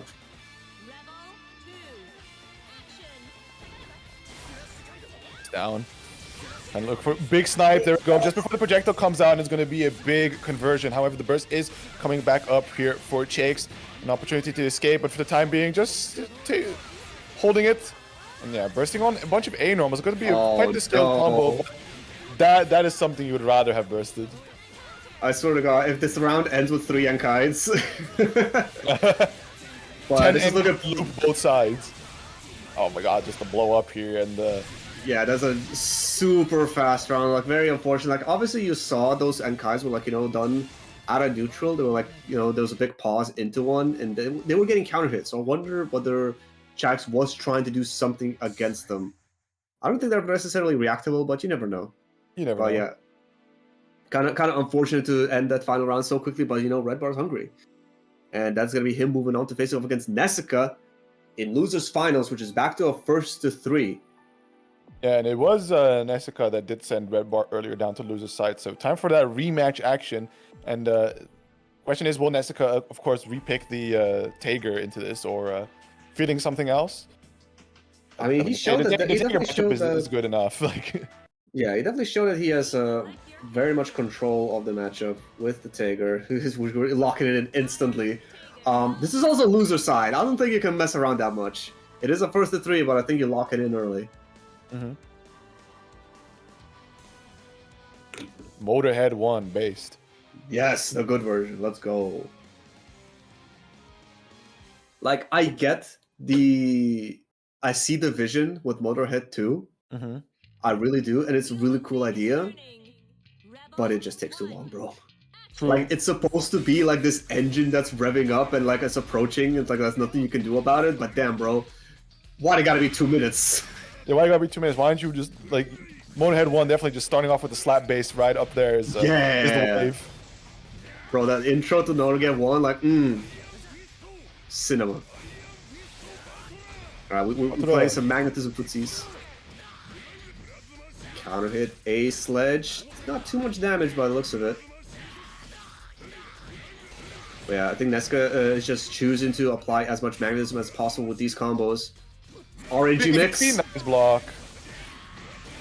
But unfortunately, the interactions continue with the... I guess he got hit by a double low there. That's interesting. Right, and magnetism once again applied. Trying to fly around a little bit. But jumps over the 2D. Oh, quick reset into the scoop. Get that magnetism back up. And up we go. 50-meter extension. No, goes for the low. Burst from Red Bar is looking pretty grim, but you got him pressured. 50-meter available, so gotta watch out for that 720 on wake up. Meanwhile, you gotta... Red Bar has to hit Nessica so many times, especially if he's getting these A starters. That's not that much damage. But, Nato is a character that can absolutely do it. Wake up 720s are seasoned because he was a guard point. The magnetism finish there. Very much in control. Like, just the interaction points for Tager just so strong, especially on these wake-up situations. Yeah, especially when you have a massive life lead and you're willing to throw it away. Like, I'm wake up super. Yeah, sure, why not? I have a 100-meter. Wake up 720? Did you bait it? No? Haha. Stuff like that. Like, you can rotate so many options and representatives. Like, it's definitely on the other player to shut them all down. Full screen guard break, not that much. Okay, never mind. And Kite actually gives him a full combo. Damn. Mid screen? Just like that? Did not check the backdash. That sucks. And they beat through the meaty. Oh, 2C barely not able to come out in time. That's going to lead to a good grip. Oh, actually not too much. Yeah, magnetism also ran out, so actually, like, there is some extra safety on the side of Red Bar. Burst from Nessica. Interesting decision, honestly, because I definitely thought you would have preferred to keep the overdrive for next round. Because with this hit, he does not quite have a 100-meter, but I think this should still be enough. Definitely. I think, like, Naoto's race against Tager's health is definitely very interesting. If you can get these big hits, you'll make it a nicer job. But all the time, especially with stagger pressure, you usually end up getting these A normals to start off with, which, boy, is that going to be a depressing amount of damage you do. Oh, beautiful 6B there, dealing with the 2D approach. Yeah, very hard reaction to do, but, Red Bar has it. And yeah, you're absolutely right in that, like, be it stagger pressure, or if you do an compact Oki to check, like, stuff like wake up backdash and a wake up SPD, like, you're probably doing that with A buttons, and like that's tickling. burst out. Red Bar in a really lovely spot here. Has burst available. Just jump out. JB barely clipping, but a little too forward to get the pickup. RC's immediately trying to go for the mix. 2C attempt again, but the startup too slow. Like the anti-airing possibility for Tager is quite tricky, and Red Bar really capitalizing on that situation to bring it down to a 1-1. I really like when he did, like, you know, he got the jump in, then did backwalk 6A. One, to make sure there was no funny 720 that something was coming out. And two, putting himself at a range where it's like, bro, no way the 60 hits. And yes, it does. Not Kurogane. Alright, early OD gave me that Spark Bolt. Have we ever seen Tigers use Overdrive for the armored drives? I don't think so. Yes, ancient lore with that is, I think I've only seen Ezeka prioritize that into the likes of Liam because of playing the new matchup. I see. But other than that, no. It's just combo extension and quick spark bolt generation. Makes sense. Ooh, it's unfortunate whenever your first Rekka whips and you drop the combo because of that, but at least he had the meter. Crimson Punisher works out. RC for the combo. Spark bolt extension? Yeah, oh my just God. Get that magnetism up. Good damage. Yeah, also quick no tech check. Successful pass by Red Bar, but like, man, just 2C. Ooh! Kurogane Airlines working out. Connection looking a bit chumpy though. Yeah, a little choppy, but yeah, that might have. I wonder if that costed the combo there from Red Bar, and ooh, just barely away from that 50-meter point to get the RC for the kill. So one more opportunity. Aye. Aye. Connection has been lost. Ooh. Who is? Are they both still in the match? It looks like it. No, it's a. Oh, we lost Red Bar. We lost Red Bar. God, how that closes. There you go. See what the verdict on that is. Well, we're just gonna wait for Red Bar to jump back in. That was the final round, wasn't it? No, I think it was the first round that they were playing for. I see. Still, that was very close. It could have gone either way. So, because I believe Nesuka OD through, but he didn't have the meter for the kill. I'm seeing F from Red Bar in the chat.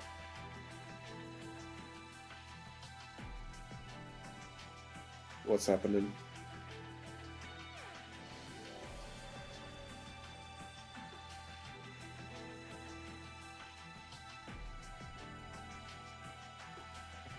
More. I don't know if people are saying Rip Morph just for the funny, or if something genuinely happened with Morph. No, I think they're just saying Morph because Morph has appeared more often in BBUO. Fair enough.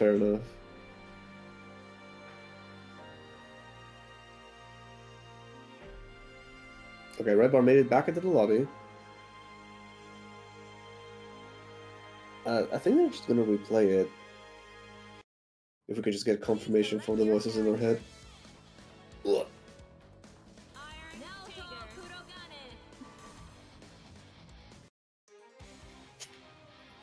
Alright. We do have confirmation. They'll just replay the round. It was for round 1, so you know, that's fine. No need to recreate anything. I mean, I think at this point, both players also just appreciate high-level competition, so why not? If you could get a little more out of it from an oopsie. What IBs? And actually, like you know, this is one of those things. Like you start seeing Tager IB, you just get out. It's so scary. Oh, I think it's like you're either dealing with Tager IBing just for the frame advantage, or boy he churning. Which one it is? We're about to find out. Oh no! Just getting scooped up by the 5D. This is pain, especially with that Sparkle extension. RNG mix. It's evil. And there you go. That was so, yeah, I saw that gadget finger, and I definitely thought he was going to cross back under. But I guess not. Taker too big? Taker? I mean, maybe he just wanted to pull him down quickly. Who knows? Maybe. I don't think it was a gadget finger, like, he wasn't fishing for the gadget finger to hit. Not to hit, but just like to scoop him back down, like back below. Maybe I was expecting it to be too dirty, you know?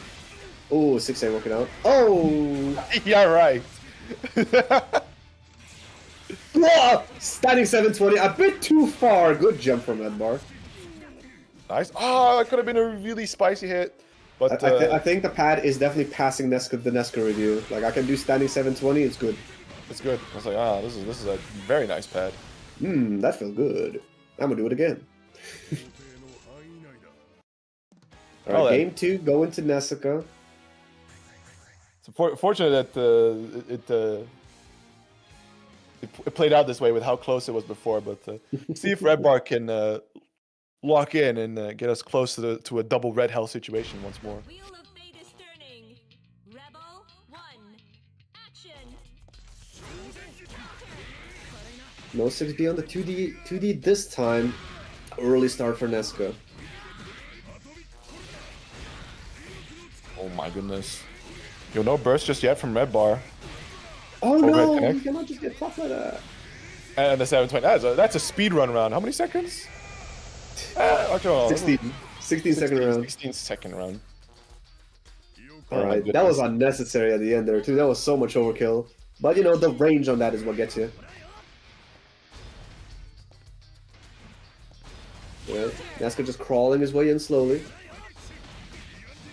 Oh my god, just gets his way in and instantly starts scooping. What do you do if you're Red Bar? I think there's been a lot of discussion of like, and I think even Nessica like advocates for it, is when you're in magnetism, just spend the time backdashing, just leave, run it out, lame him out, because he can start pulling you in, but you know, when he does grounded magnetism moves, he only really has influence on you when you're on the ground, and when he does air magnetism move, he only has influences against you when you're in the air. So it's only really a threat when you're near him.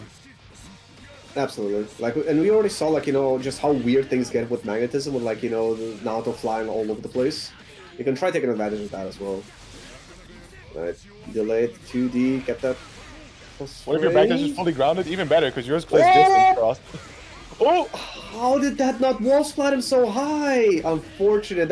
He got like a charge 6D, but didn't get that much out of it. But Red Bar taking a round for himself. Heavy burst advantage as well. Rebel 3. Action.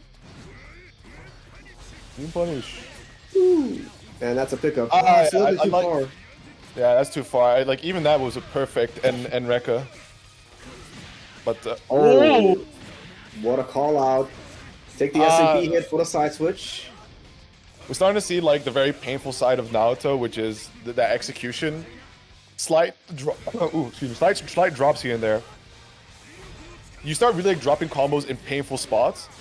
But when you do just have that nailed down, right, like, you get rewarded with these kind of situations. 4K damage, could have been more, opted to just take the Oki off the Phantom Pain instead. Yeah. And once again, like, trying to do very compact pressure, like, you know, just some gapless mids and lows, and then peel off it as soon as you start to have to overextend. Right, burst from Red Bar, that's a good patience. Oh no, and that's the issue when you try to relay mount this the magnetism. Like, you know, if you happens to do collider, you gotta watch out. All right, no astral, keep it simple. All right. 2 apiece, damn, Red Bar, okay, making a dent.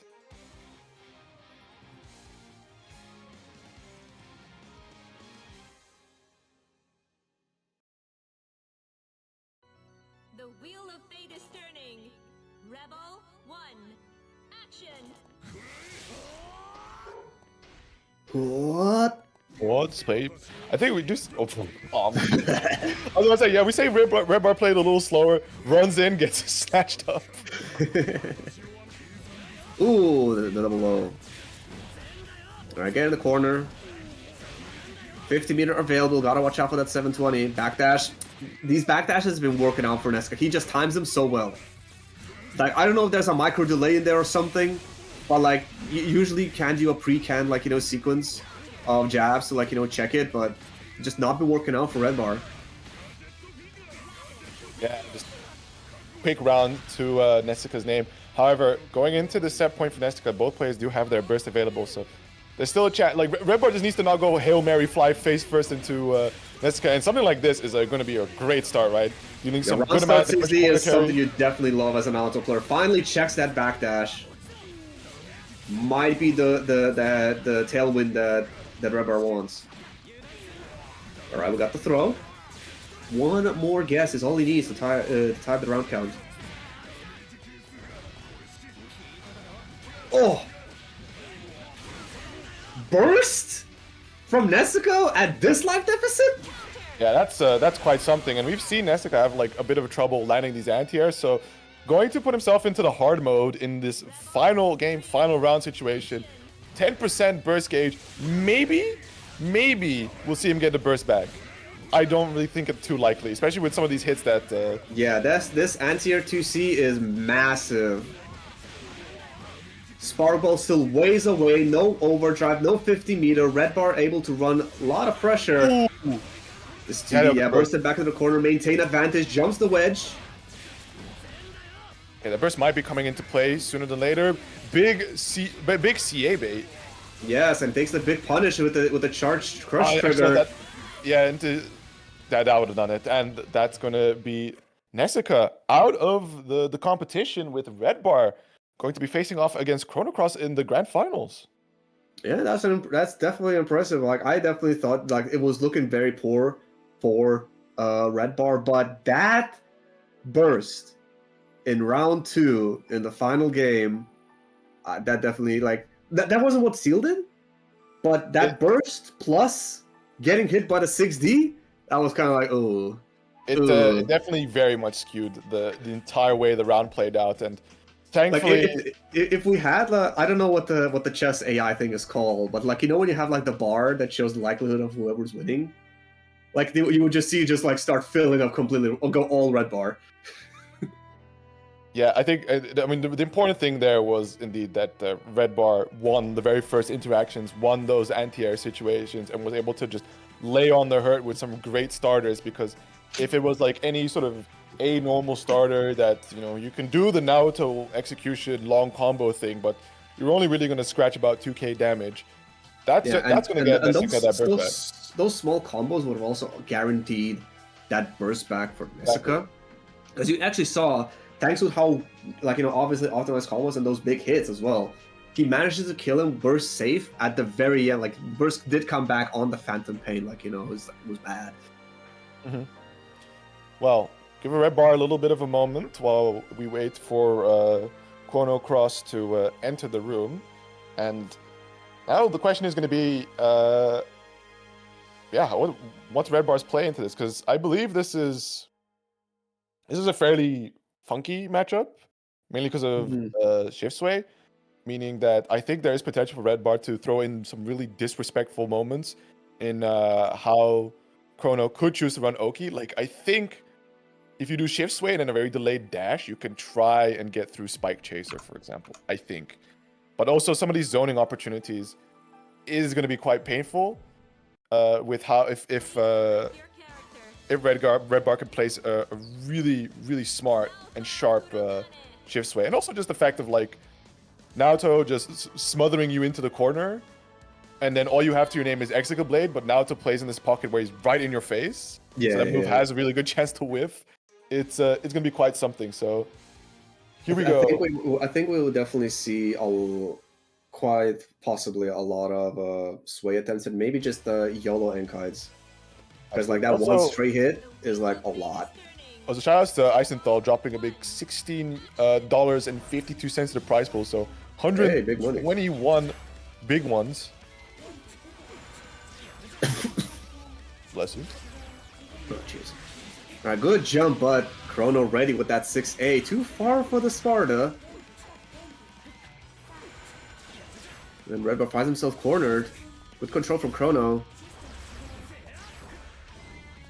Interesting to choose to backdash in the air while in the gravity seed. I wonder if he's afraid of, like, you know, just falling onto an anti-air.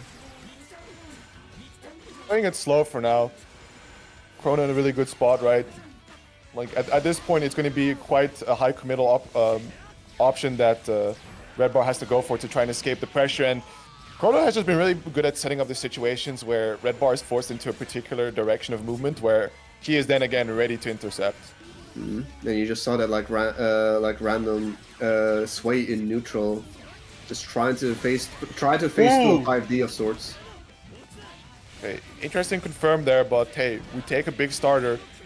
And interesting to see that Chrono isn't entirely too pressed, and I can see why. Finding the roll out, but still back towards the corner, looking for a jump opportunity, but double jump expanded means all you can do is fall down. No, too far. That might actually work. If he enhanced it. He didn't enhance it. Wasn't he dashing? He wasn't dashing. Like I think he missed the forward input, so might have pressed the button a little too early. So only getting the because the non-enhanced version, like enhanced version travels full screen if I'm not mistaken. I see. Okay. And yeah, there's that Exca blade like whipping completely as to not where Naruto wants to be. In the corner, that is definitely really rough. Yeah. Also, Red Bar going for a little bit of a stable combo there off of that JB 5B aerial hit. Oh my god, the TRM just like this is the type of shit you think about when you look at Naoto versus Lambda is let me stuff you into the corner, throw out all these stagger pressures to which all you have as an option is like a half-baked reversal and a meatless reversal and like just a barre. That's it. Delayed 5B catch in the Exca blade. Of course, like it is a reversal, but it's only like very short invul, so either a delayed button or a super active button can still catch it. Right. Roll through into the corner to get a quick punish, but no crazy extension. Does successfully push Red Bar out into the gravity seat. Yo. Okay. I don't question it.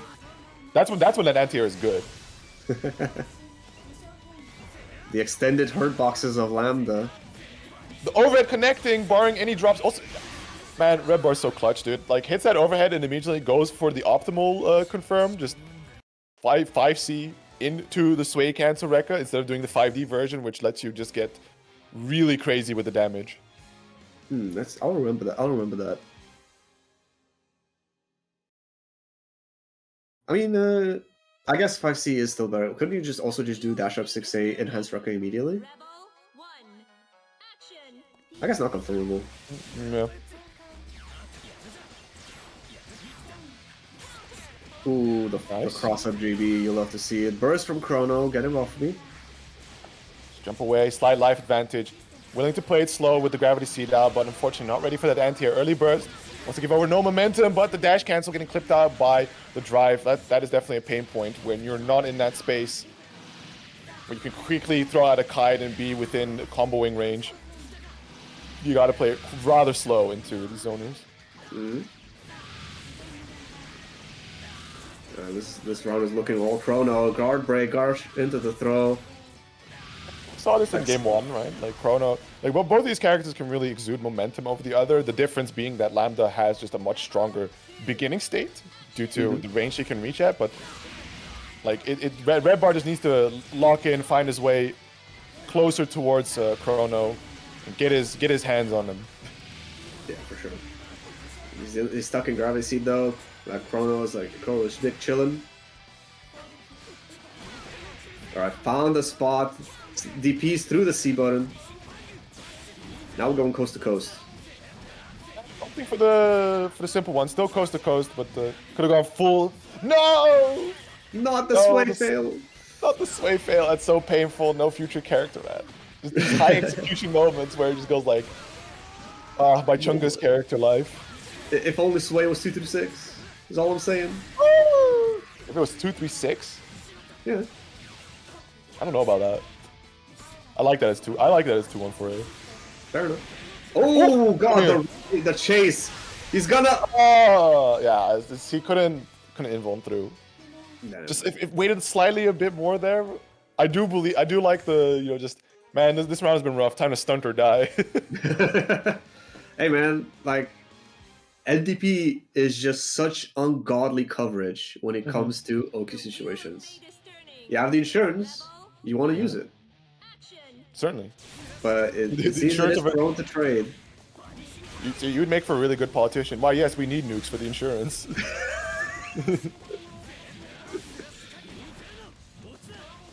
Okay, man.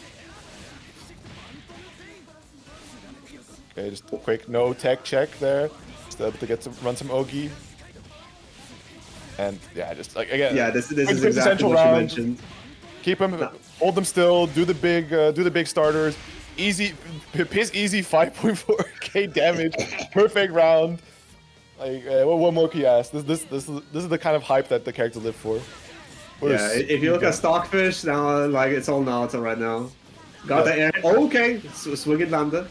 Okay, short the Naruto stock. Locked into the gravity seed, has to play it patiently. Good awareness on that projectile. Swaying a little too early, so getting caught by the spike chase in the recovery frames. Executive Blade trying to kite in. Big whiff punish here. Party time. Burst on the table though, so Chrono might want to stop this. Just as he saw combos getting a little too optimal. Enhanced? No, not again. You sure? I thought I saw the blue after images, but maybe I was just too excited. No, yeah, I wasn't there. Okay, fair enough. Gets a good air-to-air, good chase on Hey! the ball, but 2-2D tries to throw, that's counter hit. No, doesn't go for the pick conversion. Maybe gravity seed was offline. Maybe. Well, just, play it slow, wait out the gravity seed, try to jump in. The stall. Through the helped gravity a little seed, bit. okay. Unbound. One more hit. Wow. Red Bull respected the wake up super. Ooh! Let's go. Slamming through the projectile. And that's going to be game 3 going to Red Bar. That's what I call fuck it, we smash. we divine smash. Divine Smasher is such a tough move, man. He just full screen decks you across the face while jetting himself forward with his own blood. Cinema. Not to mention his fucking yelling at like 300 decibels. Naruto just got aura, bruh. Alright, good check on the good like cross up 6A, cross cut 6A. Is that how you say it? Cross cut, yeah. It's very smart recognition from both players. Like early OD from Chrono and just the early burst from Red Bar. Both understand the assignment at this point. This momentum is hot, and we need to make sure that the other player cannot play. Absolutely. Trying to get a random slash guy. Good jump over the 5D. There is a massive recovery on it. Manages to navigate around it. Chrono in the corner. 50 meter available should you choose to use it. Respects it.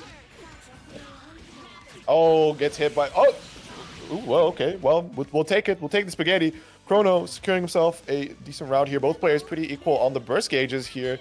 I definitely think Red Bar may have tried to buffer out a DP or something as he was falling into, but like, just missed the timing. Good tech. Tries to slash guy, but the 5D is there. Gotta watch out. Early bird. Well, not too early, but definitely good to Just not chose in the a corner. guaranteed spot. At least it was sure. a safe spot to burst. He's jumping. Yo, he flying. Nice. Also good recognition there from Chrono, like, oh, this guy approaching me, I'm gonna run to the other side because he's locked in his trajectory. Yes. You could go for the Giga Big Brain, like, I'm gonna jump backwards because he's gonna pull up, but like, I don't think we're that deep in the layer of lasagna yet. True. I've never seen Executive Blade lock in this hard to just blow up so many options. Oh, no whiff punish. It's quick stagger. No, didn't believe in the confirm.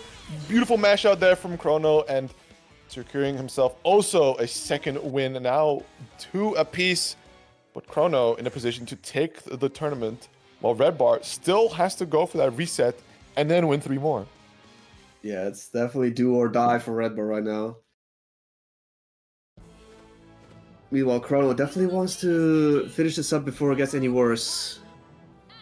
Before it gets too late, it's very, very much EP time. Some of us got school tomorrow and work. Oh, good OD through the 3C, guaranteed crouch punish. Nice, dragging to the corner. No bursters yet from Chrono, just playing it cool. Wants to go for the OD instead. EA attempt, and oh baby, this is a Red Bar coded round. Yes, sir.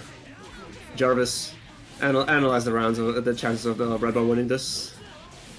That's good old 99.9%. There is always the chance of Neta, but not this time. We play it simple, we play it optimal Red Bar now on reset point. Just needs another one of those. Okay. Oh, no, not the end. Kite starter. This is pain. Early burst from Chrono, understandable. Yeah, try to get the air dash in. Okay, we're spaghetti. We just teching. 5B. Air to air. Doesn't get the jump cancel there for the extension. Yo. Okay, 5B working out. You're still mid-screen though. Take the sway, put Chrono with his back towards the closest corner, and once again in that situation, barring any drops, secures 2 quick rounds to reset the bracket. Morph now with a chance to give this character a future.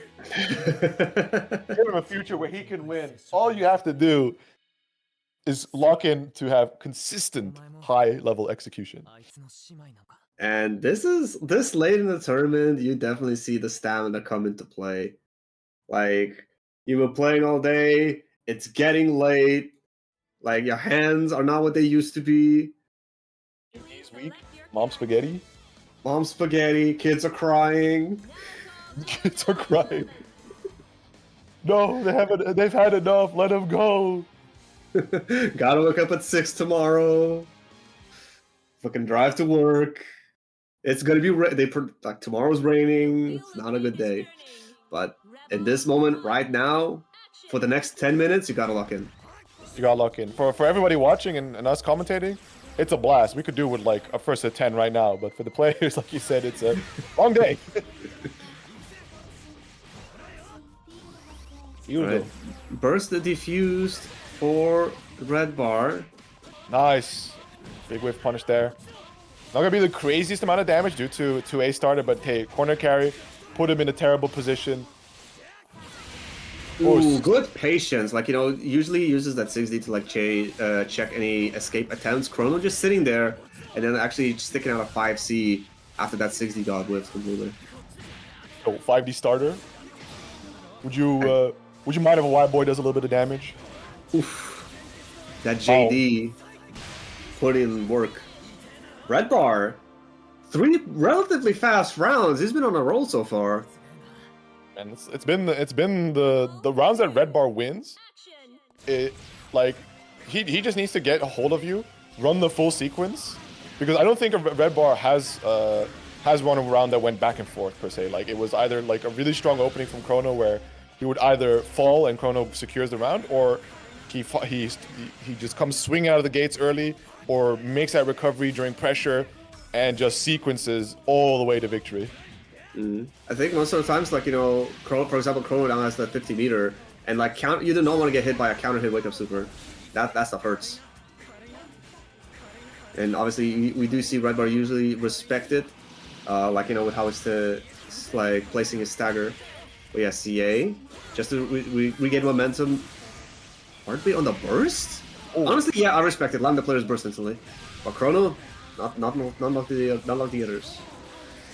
Yeah, it's a nice position for Red Bar to be in, right? Chrono does secure the round, but we go into the final round of game 1 in the reset with burst available to Red Bar, where Chrono is a good 30% away from his. So any touch that Red Bar secures here is going to be some permanent damage. Alright, have to block the sickle for a little bit. Tries to check the Rekka follow-up, but thankfully no counter hit on the 2-2D. Sways through the overhead, okay. But gets locked into another gravity seed.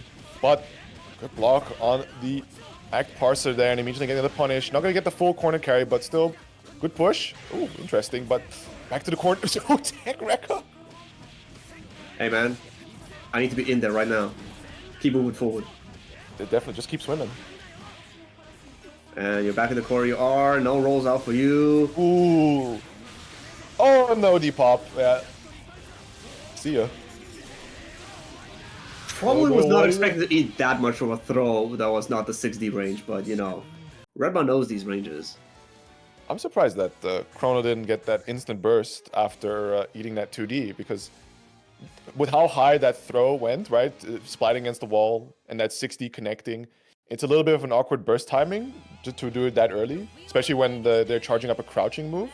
But I don't know, like, it felt like the writing on the wall was obvious that Red Bar would push the OD button there. Nevertheless, Chrono still has quite a few games ahead of him to adapt appropriately. But oh baby, we're coming out swinging with the funnies.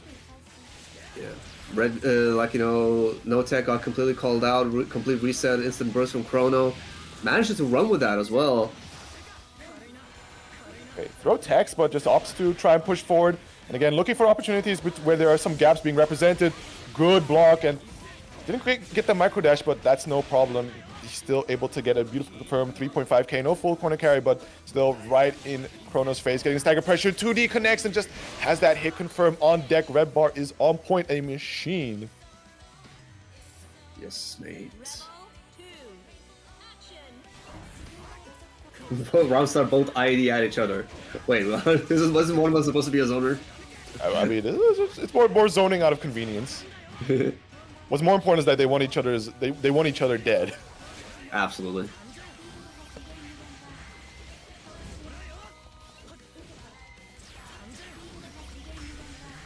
So far, Chrono, even though he's at a life deficit, he still has control of the pace. 70 long seconds still in the round. Yeah, just keep it locking down. Get them to block sickle, run real one mix-up, peel off. Simple business.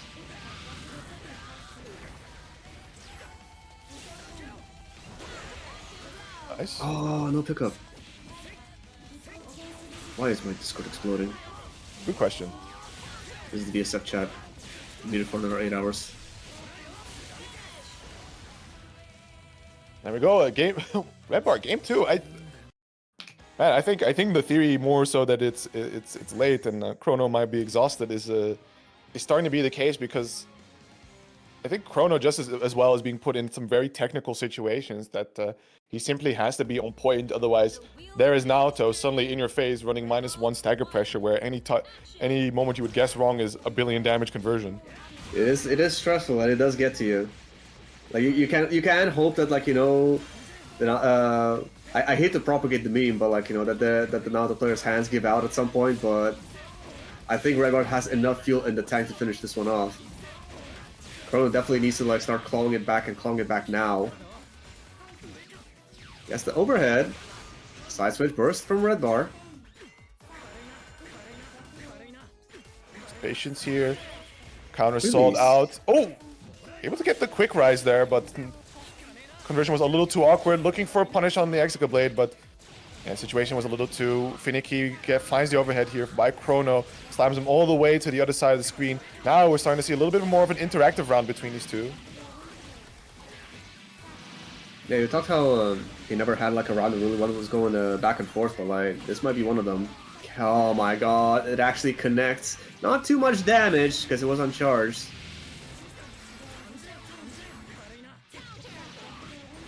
Yeah, notices that the Red Bar likes checking after the Rekka, so spaces it out a little bit and then checks right after. And like Chrono taking a round, potentially trying to put the brakes on the Red Bar train. Yeah. Oh, okay. Here we go. Party time. Burst coming back on the table. Same for Chrono. It's gonna be one more interaction, and then that burst should be on the table. 5B connecting in the air quite awkwardly.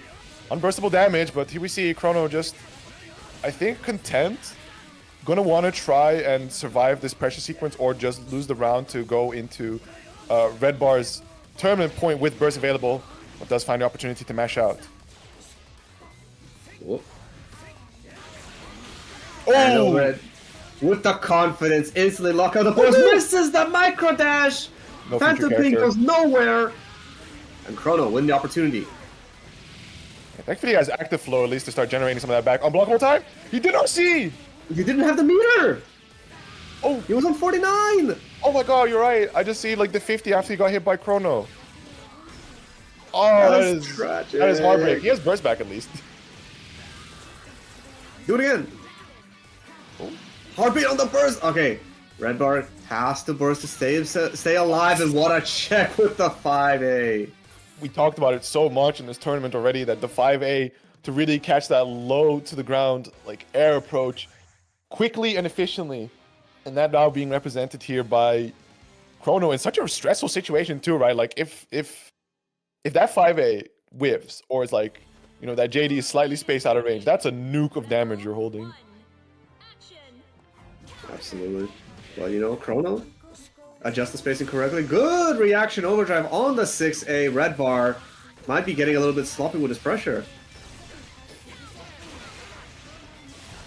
Burns just to get control back of the round, sending Chrono back to the corner. Oh, we are seeing drops. Yeah, that's a very Uncharacteristic. particular drop where you just mistime your button presses and then you just end up jump canceling twice. Oh, that's tragic.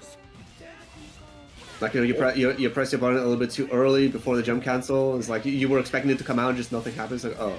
Yeah, the muscle memory betraying you once more, but Red Bar here pushing a good amount of damage. The burst is available. The super isn't quite going to kill just yet. Whoop. Tries to do the OTG CDP but misses it. Still alive though. He has to make sure this round does not spiral out of control. Dashes through the 6D into the CDP. Okay. I wanted to say nothing, but I saw that run-up DP come from a mile away. Low health, 50 meter on the table. Bro, that Naoto's sending it, dude. Bro, you play this character. Of course you know. Yeah, I play this character. I played against other Naotos. That's just like the bread and butter and the salt in the earth that they play by. He'll take that trade and he's hit. Oh my god, rough. He hit. This is looking rough. Red Bar is on set point. Is on tournament point even. Barring a and draw it's a sweet spot, the dab to finish it off. Red Bar bringing the future to the Naoto character, finishing it off 3-1 in the reset, winning BBUO Bi-Weekly number 26 with a record prize pool of $130. And if you just look at the path that he took, you can see this man deserves it. By the He way, took out... Yes, what is it? sorry, I'm unmuted now, so everyone can hear me. By the way, Naoto is on the challenge list as well. Oh, right. Oh, wait, So Wolf hasn't reached top 8? With, or was that before the challenge? Top 3 with Naoto, so he gets additional $5. Hey, that's what we call dollar bills. But What's yeah, Red Bar like buying with this? Red Bar had to go through one hell of a gauntlet to get here. Like obviously he ran into Nesca early on and got sent down, and then once it was you losers, it was just hell.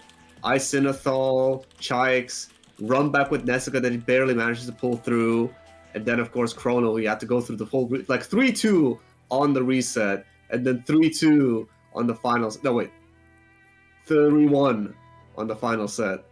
Like. He was put through the ringer, but yeah, very good job to Chikes. He's gonna be our winner today.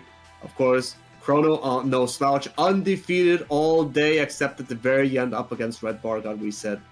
And of course, Nesca, as expected, the GOAT. Big surprise by Red Bar clutching up and actually managed to take it over him. And yeah, he's gonna be our third place, but yeah.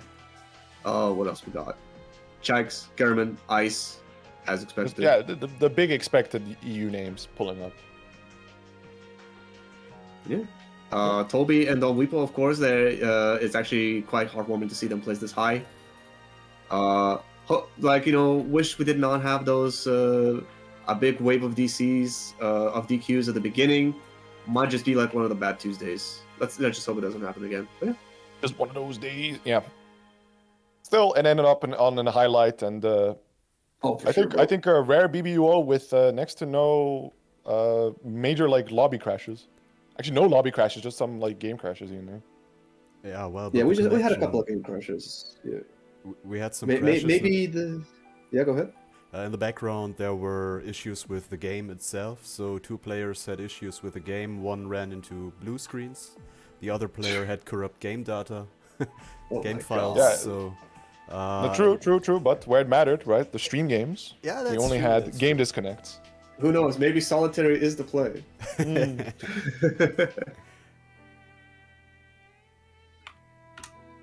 All right. Well, that's gonna be it for us. If you guys want to drop any more money in the Matcherino, now is the time before we pay them out. Exclamation Matcherino for that. Are there any like big offline events coming up that you want to talk about? Hessen Crash is coming up. Yeah, Hessen Crash is coming up. That has Blaze Blue, so in Frankfurt, Germany. Other than that, I think the main Blaze Blue thing that's on people's minds is VSF in August, if I'm not mistaken. Yeah. Followed also shortly by LVB in Nick's ends, right? We're gonna go over to Bordeaux, play some 32-player bracket cap CF in France. Oh, it's capped? Oh, crap. Yeah, it's capped at 32. And to anybody in the nearer Netherlands area, June 28th, and then there's Zero Fundamentals. So if you want to pop on over to the Netherlands for a day, Wait, you what doing is them that? twice a year? We do regular locals. We just have like one big one we try to do a year. Oh, I see. Like one where it's like, yeah, here's a bunch of games, but we try to just do the. Why is LVB such a bad location? It's Neek's neighborhood, bro. Talk to Neek. Why? Ask him why he lives there. Why is he born there? But yeah, try if you can hop on by train. I think it was like by car from Berlin to where our locals is 4 hours. So keep that in mind. Fair play. All right. Well, of course, a short shout out to everyone who contributed because it was quite a lot. That's Misha, Isisinithol, Togrul, sorry for butchering your name, Ancestor, Yuker, of course, George, Tuki, and me because I fucked up my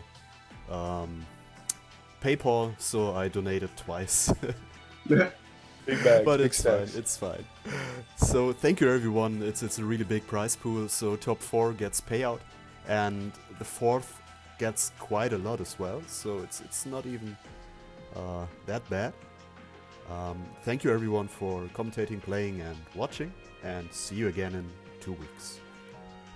All right. Peace. Bye bye.